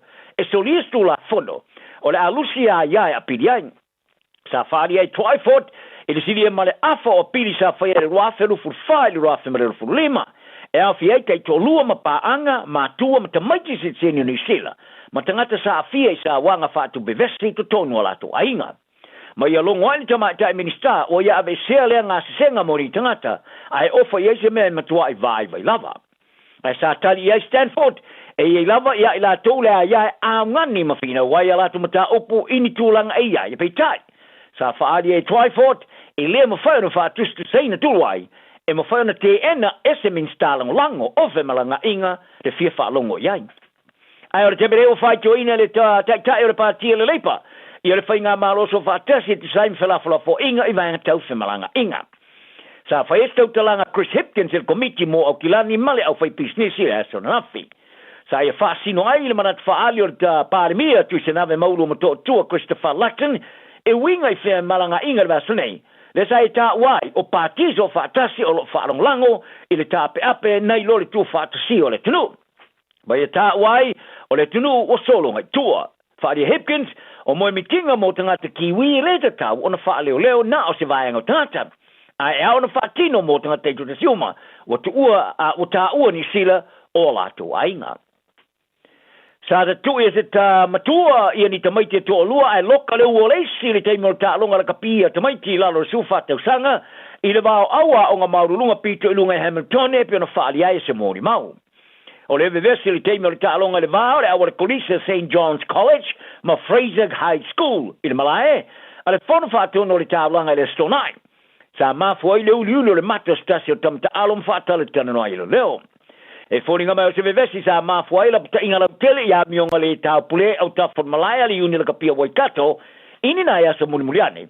Ai sa whaia au noa ma le patino, o na ta'ua le ongongo le vevesi, ia onga sa awa iai, ai po tamaiti sa fia. Wa iai le wha moe company va le e New Zealand le tau sanga atoa o tupenga wa le company le va, o le tau sa lau fas fulu a fe, ma le tau sa lau ivas fulu miliona, a ta la o no le tau ngata telo suau o va lele. O lo iai le wha moe company va lele, o tupe wha alu suau, i le afalo na lua le tau sanga wha tau o le tupe, i le ivas lau vals fulu miliona ta la. Pea wha tuset satu I le wha moe nga sa iai o le feature lau wha se fulu miliona ta la. I ta longa, o le a waile tama fusu kiwi David Ika I fusu anga I loa I le tangata e whatu la whanoina o na luina le champagne o rangi I le upanga le cruiserweight te le vaengo whai pelenga le IPF le eliminator. O ni Ika o le a fusu marisi tama sa whanau New Zealand o whaamautui Australia Floyd Mason e whaia mai New Zealand le so valu o kuso. E yele marama anga le vango tala ale The Post, wa ave yele whatana ngā pulenga le IPF e whatau nua I le fusuanga, I kon ka late whai o le asainia. I le whatino ina lea le kampani e whalau telina whai pulenga e whaamautui ni Selenei, duko events. Sa mua atu o so whaalawa I ni Ika, malu ina I le alo sa mua Australia chai o peteia, e lava se whai ina mo le champini. Ina o lea mawhai, o na fusu le tama sa tu e la te fusu le champini I le coast ia Januari lo afe mariru lima. Mo se le so na tele moni Ika, le sa matua I longa na whaatau ngā I o peteia mo tia I le marosi mar saputo tu I o peteia li tamana sa ngai wha. O le awa noa na luo ni Ika ua maua ina o e fusu ai le champini, ina ua whaava noa o peteia le champini le IPF, ina ua li liwe a wai ma fusu le tamana sa ngai whai plenga le sufa, le pule Dana White. O se ise mano ni Ika ma Mason, o le a whatu la whanoina le pulenga IPF, o na ruina le champini a le cruiserweight. O whirwhilia nea le whaianga leo sokaria le All Whites a New Zealand ia Darren Paisley, ia lana aua te o luas fumareono mo tamara sangori Pororangi, le e tali maloi a Amerika, Mexico, ma Kanata e a mata le suta se uni. Chris Wood, le ai kaptenina le au. O lo awhia I le to o luas fumareono ia le alo sa mo kiwi Marco Stamanek. O se popolenga tele sa iela o kapia le Blues o whaamauni nei. O le ato kapteni ma le lus foweti Dalton Papali. Sa tae pona I le au vai li talo ma le Crusaders il fa ingor vaso ma vai. E foringa mai o le ale mo fa to talo mo tamna sanga ator super kapi Pacifica. A fai o le melina ai ai o le winga. O naso le Blues o fa mutalia pe atilo tilo ia ili taimi e tu va ato ai talo kapi fa iforani ili tau sanga nei. Sa tamu fai o papari e fa wona talo ina o mai ona taio na au vai a tamu fai se poi. Ile amatanga le talonga ai le tu o malai le sfulu 2 minuti mulmuliane. Ile talonga sa fai inai I kala estete. Ile mai ai o le talonga sa Marcel Soloid fai a ongo le Blues Vern Cotter O rea lus fo e tu tae de pona i velau vai. Ai fato a wha mauni aina i le solulo le vaso nei. Ia mara sui mo mora o kapia te mai tae le Black Ferns e New Zealand, Aaron Rush. Wa ia wha tuina nei se tala angor se lau tau so wha tau sanga le kapia New Zealand. I le vea ai ma se uai te mai tae prestene o le kapia New Zealand. O Rush, sa ave ma kapteni o le kapia te mai tae o Wellington e atalo, ma filfilia il Black Ferns i tosu tolu o na tau sanga. I le lima simoleono tau sanga, o na matua, o Rush, sa mo ave ma sta mai tae super stene o le kapia New Zealand i wafa maran fufan. Ave ma sta mai tae mua.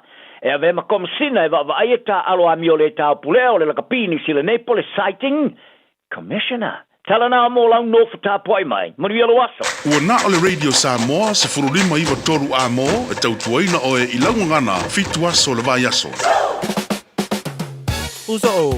Oso. Son, fe o kausinga iau makari i la manga iau lau ka vali fou. Na voi amu so. Bag. O le Enterprise Motor Group man ka. Mo uso yai kaya wangi. Le yang whakamoe lau whainga duenga. Ai o akure a fia o show lau ka mai lunga lau wala. Pa o koinga ka vale. Piki apu SUV, van. So koinga ka vale ha. O fe for cover. O le lima ongo fiku Great South Road man kau. Pe vile le over se lau lima o rua kodfa. Enterprise Motor Group Manukau. Sa ili, fili, ma ave loa lau ta'avali. This is a huge reminder. Sorry, that was a bit much. This is your big reminder to do that little job of getting your winter immunizations, including flu, booked in now. They're available through bookmyvaccine.nz or your healthcare provider. O ti ngana ni fo. Whawawhe nei loi le Papa Toe Toe Dental. Ma whaongalau Community Services Card. E se iailo ni fo i le nao le fase fulu tā la. E whaia foi ni fo auroi wha ai ila ai lau smile. Susu mai pe wala au mai i le Papa Toe Toe Dental i le lua fitu valu whawalu tolu o le tua tusi tolu fitu lima Great South Road Papa Toe Toe. Papa Toe Dental smile every day. Mō tā penanga o whaamoe te tele, whaafisot ta i le Lux Tent Rentals. Maua whale ie, nufoa, lau, stage maisi. Viri mai loa sa Taj Singh i le olua lua, limatasi o limaiva lua tolu. Olua lua, limatasi o limaiva lua tolu. Ta lofa lava, o le siu fofonga le neo Samoa, le Radio Samoa.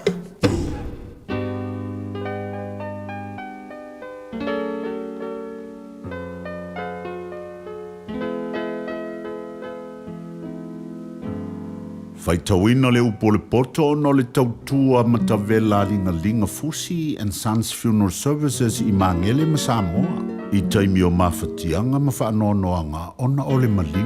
Manatua linga Fusi and Sons malana au nanga o le a whaamama avenga atu mo oe ma le ainga. Wala au I le telefoni lua fitu lima tolu o fitu.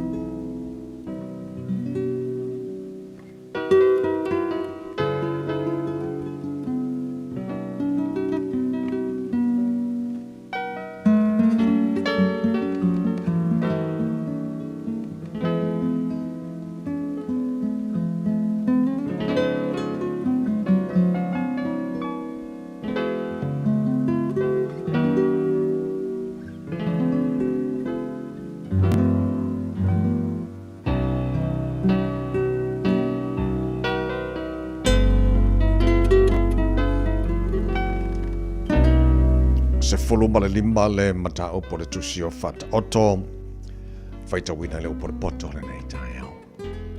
O le tali filemu e le liu e se nai leita.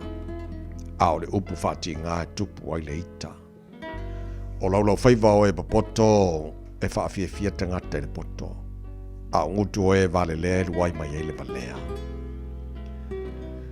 O lo e mea o malava fufonga o le li. O lo matua si le sila ye a mio le anga mai a mio le lein. O le laulau faiva e maro lo ai o le la au o le ola lea. A o le laulau faiva whapio pi o e momo ai le loto. E te atu le vale le awa watu o lontama. A o le ususta e le awa inga e whautau te lawahia.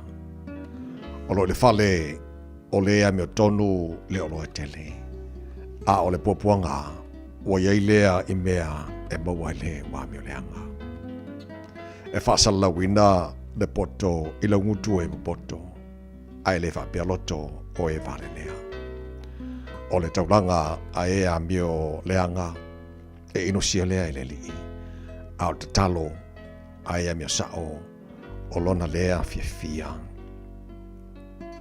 E inosia le lii le ala o e a mio leanga. Ai alofa o ia I leo tau sisiatu I le mio tonu. E leanga lea o inga I leo tu o le ala. O le ino I lea o inga e o tila vaia. O se o li male ia, o lo I luma o le li ia. E le sili ia ona whaapea o loto tangata. E le alofa le tawemu I le au ai atu ia te ia. Nā te le adu atu I e popoto. O le loto fia tupu ai mata fia. A o le loto whano noa e momo ai le nganga. O le loto o le o mawhawhau. O sa ili lea I le poto. A o ngutu e vale lea wa ai le valea. O asa uma o le utingaina, wa le hanga ia. A o le loto fiefi. A o le loto fiefia, o le tausa minga I leo noa lea. E sili ona leo se mei titi, a o iai le matau I le li. I le o lotele, a o iai le ato tu vale. E sili ona leo le wharumanga o la au aina, a o iai le lofa, I le povi e le whare povi, a o iai le ino. O le tangata lo toa, na te whaatu puina le misa. A o le whaatu o toa tu le lei ante I le whinaunga.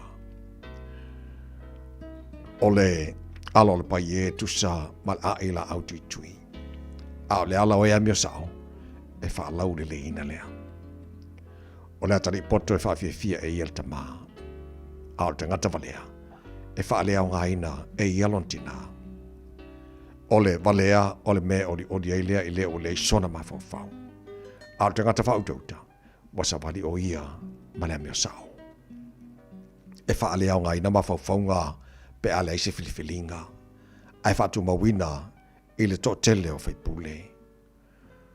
Olo o iai le fia, I le tangata I le tali atua, lona ngutu. Ma le upu I ona aso o te tau iai, e le leina wālea. O le ala o le ola, olo I lunga lea I le o poto. Ina ia alo e seai o ia I se honi la lo. Elia ina ina li le fale o e wha maununga. Ai whatu mauina I ele tua o ele whawhine wōti lana tane. E ino sia ele li I mafo whaunga o le waleanga. Ai saona le leo upu mata ngo fie. O le ua mata pepea I le o loa. E whatinga ina ia lona lava ainga. A o le ino I mea nofa. E ola o ia. E ma natu le loto lea meo tonu. Ina ia whaise tali. A o ngutu oea meo leanga e ruai mai ai mea leanga. E ma maole li I ea meo leanga. Ai whafafonga mai oi el te talo a ea meo tonu. O le malama o mata e fia ai de loto. O le tala le lei elo lolo ai iwi. O le talinga o whaalongo I le awa inga e ola ai. E maule whaatasi mai e popoto.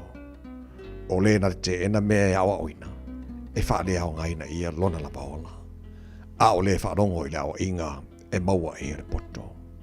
O le matau I le lii, o le awa oina le poto ai. E mua fo I le whaamaulalo. I le vi ia.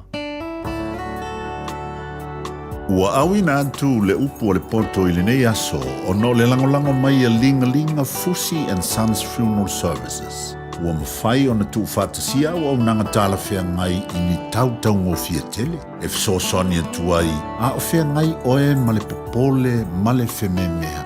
E mori whātasia atu ai ma wha mai senga, ma wha mawhana whananga mai a linga Fusi and Sons mo a inga uma o Samoa ua whea le maliu ma le oti. Malau mai loa I a linga Philip Fusi linga. To ia whaapō linga, to ngia si ulavea, pe susu mai I le luas fulvalu Canning Crescent I Mangele.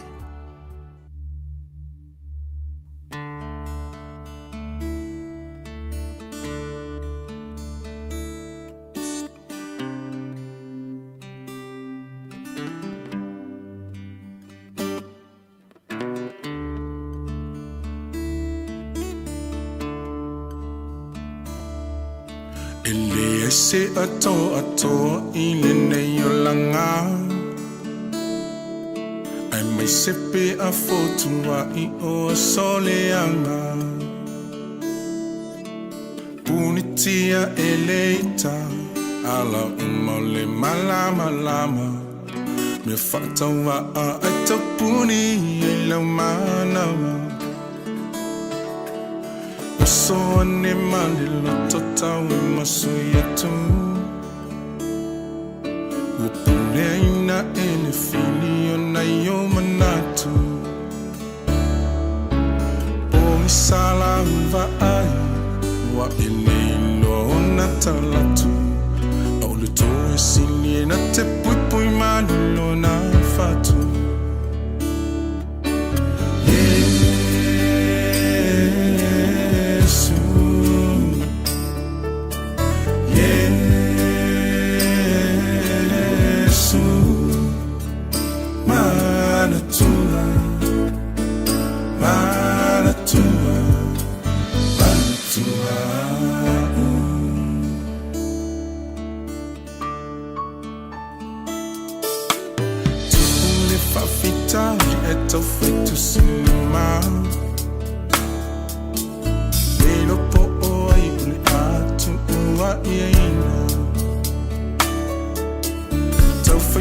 Sino sino po ai e ona leanga ai ole fama popo I ma se ma pusanga tu ne fa fita uri eta foto cinema lelo po ai ole atu ua ina tau foi fa sino sino po ai e ona leanga ole fama popo I ma se ma pusanga oh hey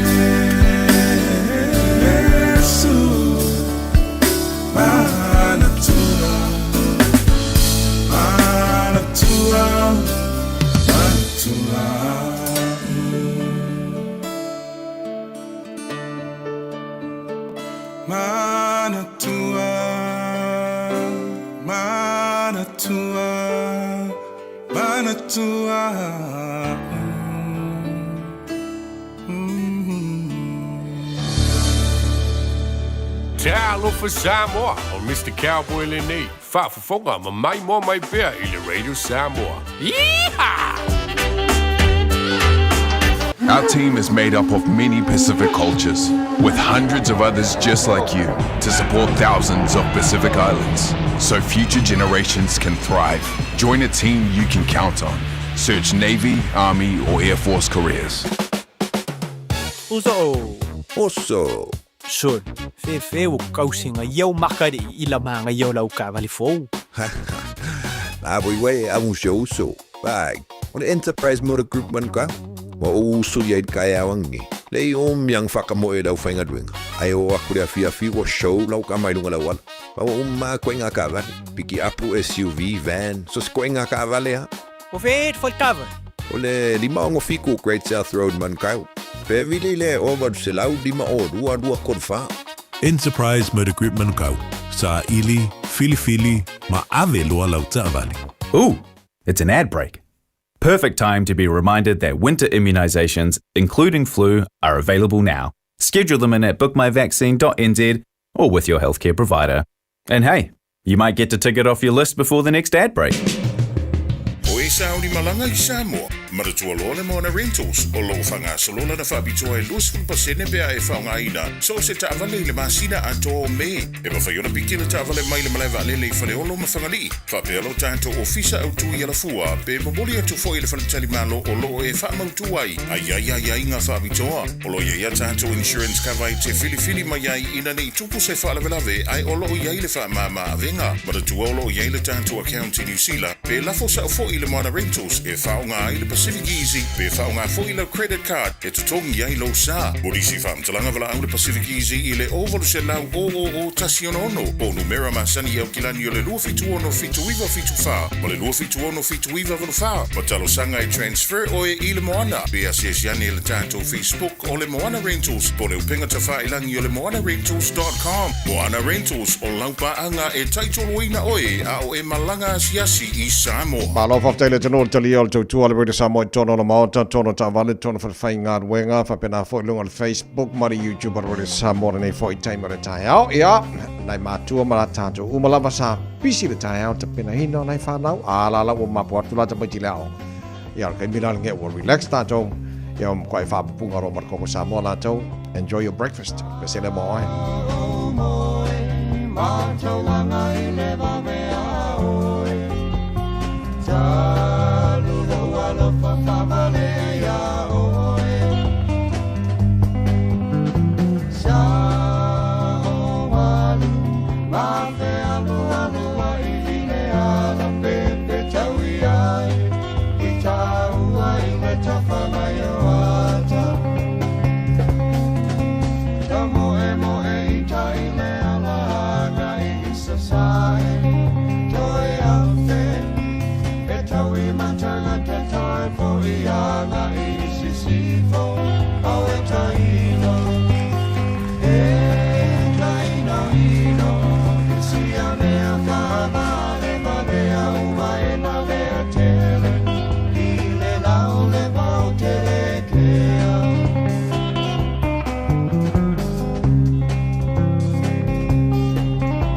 e whaame o na nau le muti ai le sau e whaame nau ia o e lo uau si au na mi o manu ma le tau anga whau ua tui alo whatu malo ula matalu le tui na nau sau ia tau tae mai nei o e ta te nono I le mali e o si au loto awane I e toe masalo salo puna e te tali tonu pe ata sola I maula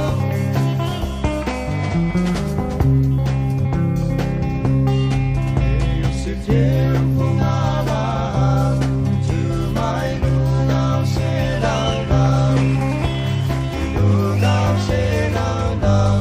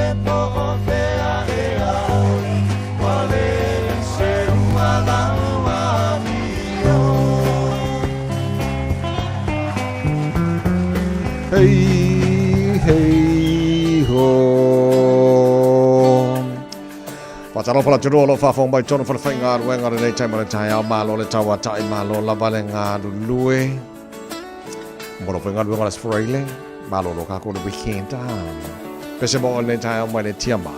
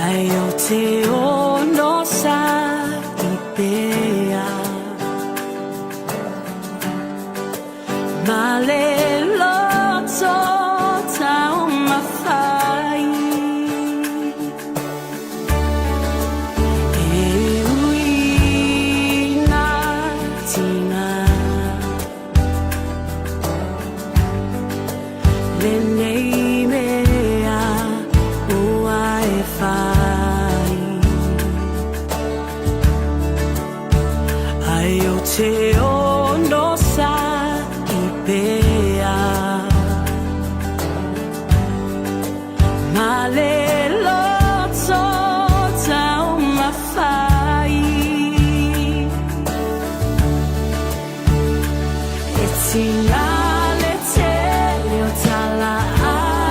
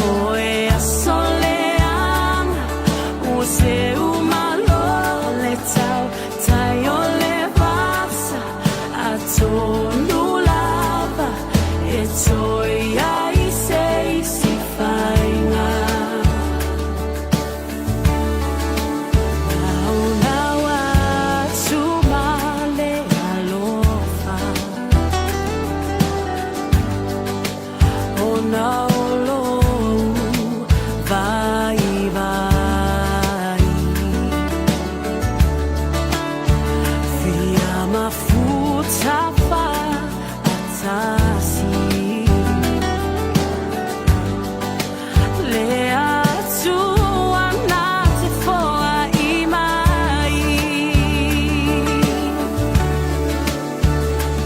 e tina le te leo tala atangata ai le mawhai talulo ua lofa na o le atua na te si la fia mea uma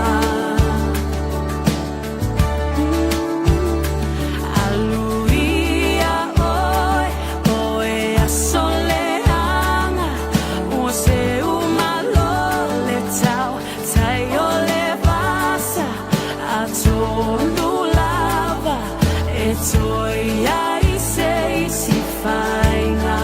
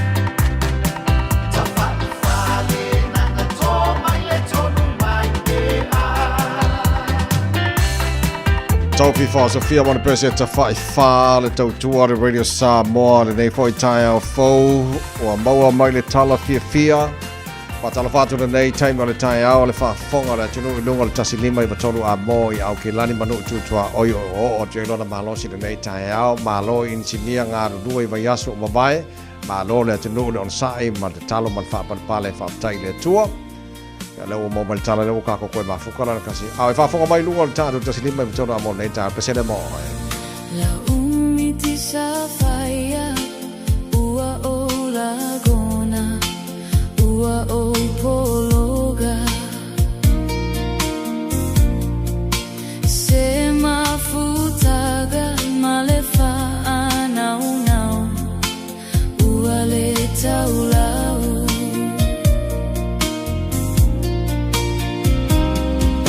le fatu sa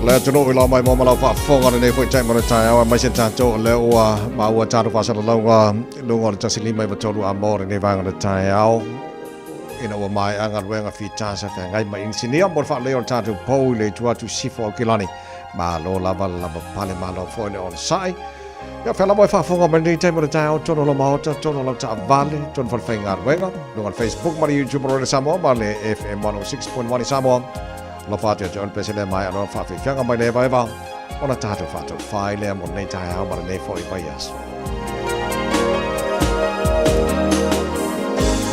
Salo e malulu no atata Legi atangi ala mau folinga Oh folinga ele ingwa Ai foi se fai tiona Le ata fine muio fofola E susulu pe ia sola Wow e vanga tansa afia E ai sensi na tele mana omia Wa e ira o noi o lo pono Na mo ia ile lo so O tele le malo si pense a esto O yo lo papa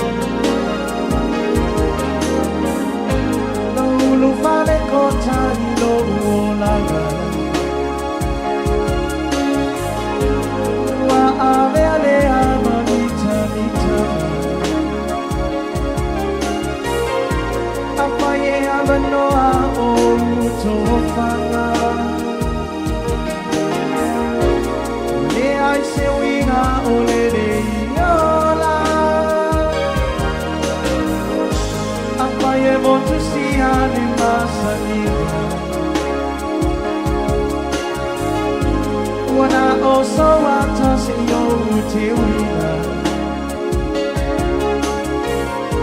Se vai e assuma yo lima Fa amalu ai na yo la lona Wa e ira o yo lo pono Na mama o ia ile loto O tele le malo si pense a esto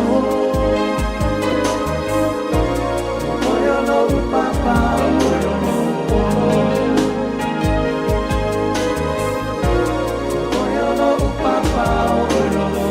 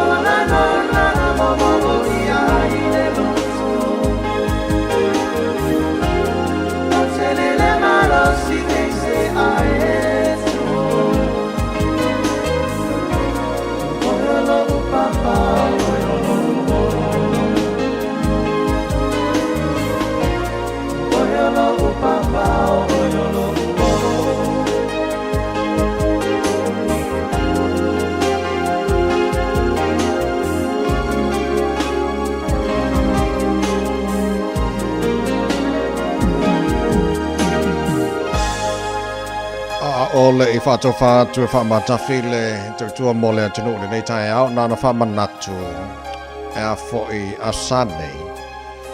A fasfulu le awauli le toru le awauli. Riversdale Reserve Avondale. Serve al tātou tamaftanga le aisi tongi. Tamaftanga le aisi tongi. La fo'i maua tātou produce and vegetables. Yeah, food parcel. Whapena fo'i clothing, kitchen items. Whapena e te mau umalape asua tu o le a fasfulu lua Riversdale Reserve Avondale. Lai mau lewa noa whaftai le. Tina Susana, my team, Divine Mercy, Abandale, Malo, Fafte, Moanga, Lay, so time to give back community lunch le free. Yamotatu, Umalava Passuat. Na, Alta, Madu, Tayana, Mado, Ow, Maturi Mota, Fatu Farm, on any time on any for Yaso, Tom, Fafte, Telelava, Lau Talamo Tapo, Ing on any time on Neva Yaso. Ya, but Alto Taya Selanat. Se upo le tau te marila whafo mai nei taha man nepa yaso, ma lua be whale whinangalo, whalau te latu matu whaftai, le peselea le Peace Chapel. Tatu whato whai nei taha hau, awari ngalo i ante olo e pele lofa tamu mule le tua, leo leo ina lo tu si fomara matu malosi, au whawa mi tata wholonga. Nei yaso, manu ia tele lava the weekend, to ona nei tawai mene. God bless to fasiko.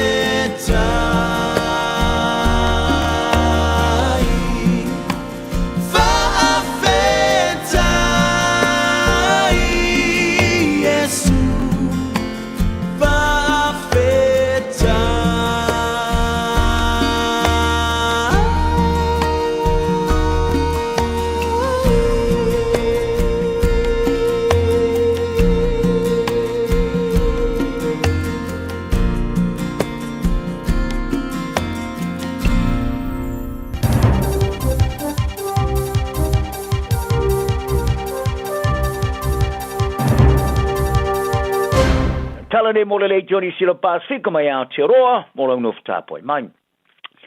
Wa faria ri minstalo mingam fasalalunga Paul Coatsmith o so fainga David C. Moore fala tongo fasalalunga malo ele mawai se fesosoni.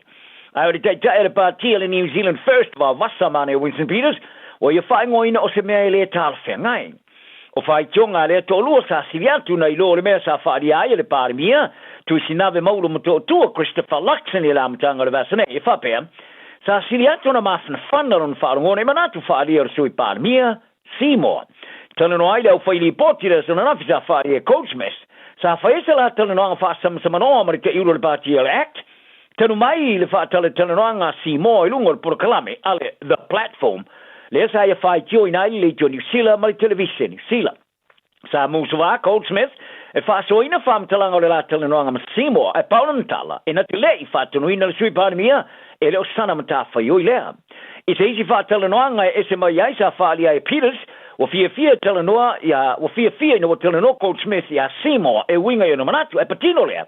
Pe fa yo o se minister fa share ine fa la tonga. Ai o Peters la before year sa va ili lina ilona fa joino le Johnny Sila le tosanga mo vai ina wo mai ona ia fa matawina le tipino fa tu penga o le jo is a time sana fa tal tananga ina proclaim le morning report le Johnny Sila o tu inga tal sanga swing o tu la fono le ai wona ili tu ai ngo sa iringa fa te pito tanga te overstay a pe o America e matua I se e vera fa dia ele mai time in staff malanga inga Erica Stanford. Sa ia longo ai le komit fili al parlement de vasone o le tula fono to teu o le vavai o la matianga vai nga tau malanga inga por Immigration Enhanced Risk Management Amendment Bill e fai ngo fiela ma so nyai ofisa mo le fai o la tunga wenga e au fiai le fatanga ino ofisa fa tiro nga runga fisilinge ina tanga tem solomia e oversteya e no le mani fa mauninga e oversteya ma le fai nga runga matanga runga o malanga inga im fai foi ona fisilingi se si mo fa matalanga pe o la tu ngo mas fanau pe a fai le o mai alava na ilo e mo furniture put esse fa di Stanford o le tulanga o ye nei o le mautonu ai tanga te fai nga runga fati no tute po compliance officers awa a tau no antes e fa le o la tu lo ye se sio se lia malatu va ye ni si o sio tanga to la lafi to no fale o disi e feo so I fa mlama mta mo solo e terminei ele ma fa na la tu fisilinga ina mo ni pepa la tu fa mauninga ai po as fa now e sia ki ai po la to ai o swing ora ai e ma fa ia fa nga renga na fa mau wino la tu fa mtalanga ma sia tia tu langa o ai o la tu visa ai o swing so open party le le po va na tu fa malanga inga Phil Twyford sa ia va ililina to my time in stai swinga le o la tu pula ai sa ia asitanga to overstay e apili ai ma le tipo ese il terminei o te ngata overstay e po te ngata malanga mai fasalina ini fasalanga em fa na pili ise maria on ya lato pili e falang lango lea ile ai on ya ni tulanga e won ese fa te ngata soi fu e afiai I lalo swinga fo o va ngata malanga inga o te ngata overstay la te mai nei sa malanga mai I visa siasi e po visa le tu mau e so listu la fono o le alusia ya a pili ai safari ai Twyford ele silia male afa o pili sa fai e ruafe rufu fai ruafe male rufu lima e afi ai kai tolua ma paanga ma tua ma tamaiti se tseni ni sila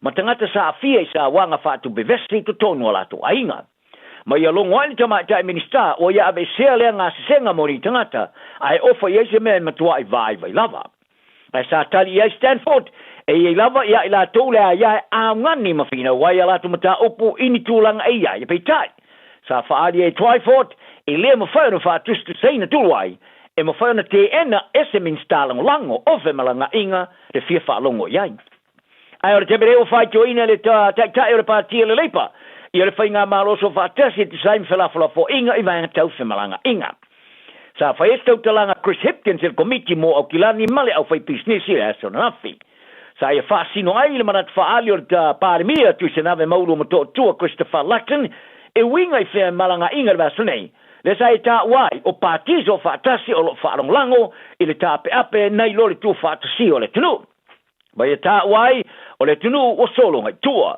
fa di Hipkins o mo mitinga mo tanga te kiwi le ta tau ona fa leo na o se vai ngo tata ai ona fa tino mo tanga te tu siuma o tu o ta o ni sila o la tu ainga Sa da tu e se ta matua ia ni tamaiti to lua ai loka le uolesi le teimo ta longa la kapia tamaiti la lo sufa te sanga i le vao awa o nga maurulunga pito ilunga Hamilton e pio na faali ai se mori mau. O le vevesi le teimo ta longa le vao le awa le kolisa St. John's College ma Fraser High School i le malae a le fono fatu no le ta longa le stonai. Sa ma foi le uliulo le mato stasio tam ta alom fata le tana no ai le leo. E fōringa mai o se vevesi sa mafuai la puta inga la tele ia mionga le tau pule au ta formalaya li uni la kapia Waikato ini na ia sa mulimuliane. Ai sa whaia au noa mare patino o na ta ua le ongongo le vevesi ia onga sa a waiai ai po tamaiti sa fia. Waiai le wha mua company va le e New Zealand le tau sanga ato o tupenga war company le va o le tausa lau fast fulu a fe ma le tausa lau ivas fulu miliona tala o no le taunga ta telo swau o valele. O lo ia le fa mo mor company valele o tupe fa alu swau ile afalo na lua le teu sanga fa ta o tupe. Ile ivo se la vals fulu miliona tala. Ba fa tu se tsatu ile fa mo nga sa yai o le feature la fa se fulu miliona tala. I talonga o le a waile te mafusu kiwi te venika I fusu anga ilo aile tanga te fatu la fanoina o na luina le champagne o langi. Ile au panga le cruiserweight te le vaengo fai plenga le IPF le eliminator. O ni ika o le a fusu marisi tama sa whanau New Zealand au wha amautui Australia Floyd Mason. E whaia mai New Zealand le so valu o kuso. E yele marama anga le vaengo tala ale The Post wa ave yele whatananga le pulenga le IPF e whatau nua ile a fusuanga. I kon kalate whai o le asainia. I le whatino ina le company whalau telina whai plenga e wha amautui New Zealand duko events. Sa mua atu o so whaalava i ni ika malu ina i le alo sa mua Australia chai o peteia. E lava se whai ina mo le champini. Ina o lea mawhai. O na fusu le tama sa tu e la te fusu le champini i le coast i a Januari lo afe ma le fulima. Mo se le so na tele moni ika le sa matua I loa na whaatau ngā i o peteia mo ti ai le maalosi ma le saputo tu i o peteia le tama na sanga wha. O le ava noa na luo ni ika ua maua ina o e fusu ai le champini ina ua whaava noa o peteia le champini le IPF ina ua liwe a wai mafusu le tamarasanga o whai plenga le sufa le pule dana white. O se ise mano ni ika ma Mason o le a whaatula whanoina le pulenga le IPF o na luina le champini a le cruiserweight. O whirwhilia ne le whaianga le o sokaria le all white se New Zealand ia Darren Paisley ia lana awa te o luas fumareono mo tamarasanga o Ipororangi. Le tali malo I America, Mexico, Makanata e amata le suta se uni. Chris Wood, le ai kaptenina le au. O lo awhia I le to o lus moleolo I le alo sa mo kiwi Marco Stamanek. O se popolenga tele sa iela o kapia le blues o whaamauni nei. O le ato kapteni ma le lus foweti Dalton Papali. Sa tae le pona iwa le au vai li talo ma le Crusaders il wha ingor vaso ma vai. E fōringa mai o le ale mo whaona tue talo mo le tamarisanga ator supala kapi Pasifika. A whai o le mele na ai o le nuinga, o naso le blues o whaamutalia, pe a tilo ia ili teimi, e tu wa atua I talo la kapi, I wharani ili tausanga nei. Sa tamu whai o papari e whaawau na talo ina o mai o na teio na au vai a tamu whai se poe. I le amatanga o le talonga, ai le tu ua le malai le sifulu lua minuti mulimuliane. I le talonga sa whai inai, I kala estete. I le mai ai o le talonga sa Marcel Saloy le whai a onga o le blues, Vern Cotter, o lea lus fōwetu o tae le pona I velau vai. Ai whato a whaamauni aina I le solulo le vaso nei. Ia ma le sui mo mora o rokapia te mai tae le Black Ferns e New Zealand, Aaron Rush. Wa ia whaatuina nei se tala angor se lau tau so whaatau sanga le rokapia New Zealand. I le veai ma se uai te mai tae prestene o le rokapia New Zealand. O Rush, sa ave ma kapteni o rokapia te mai tae o Wellington a talo, ma whirwhiria il Black Ferns I tosu tolu o na tau sanga. I le lima simoleono o tau sanga, o na matua, o Rush, sa mo ave ma stama tai super stene o kapia New Zealand, I wath maran fufan. Ave ma stama tai moa, e ave ma komsina, e va aieta alo amio le tau puleo, le kapia New Zealand, Napoli citing Commissioner. Tala na mo lang no for ta poi mai. Marielo waso. 24 hours a day, 7 days a week, Radio Samoa.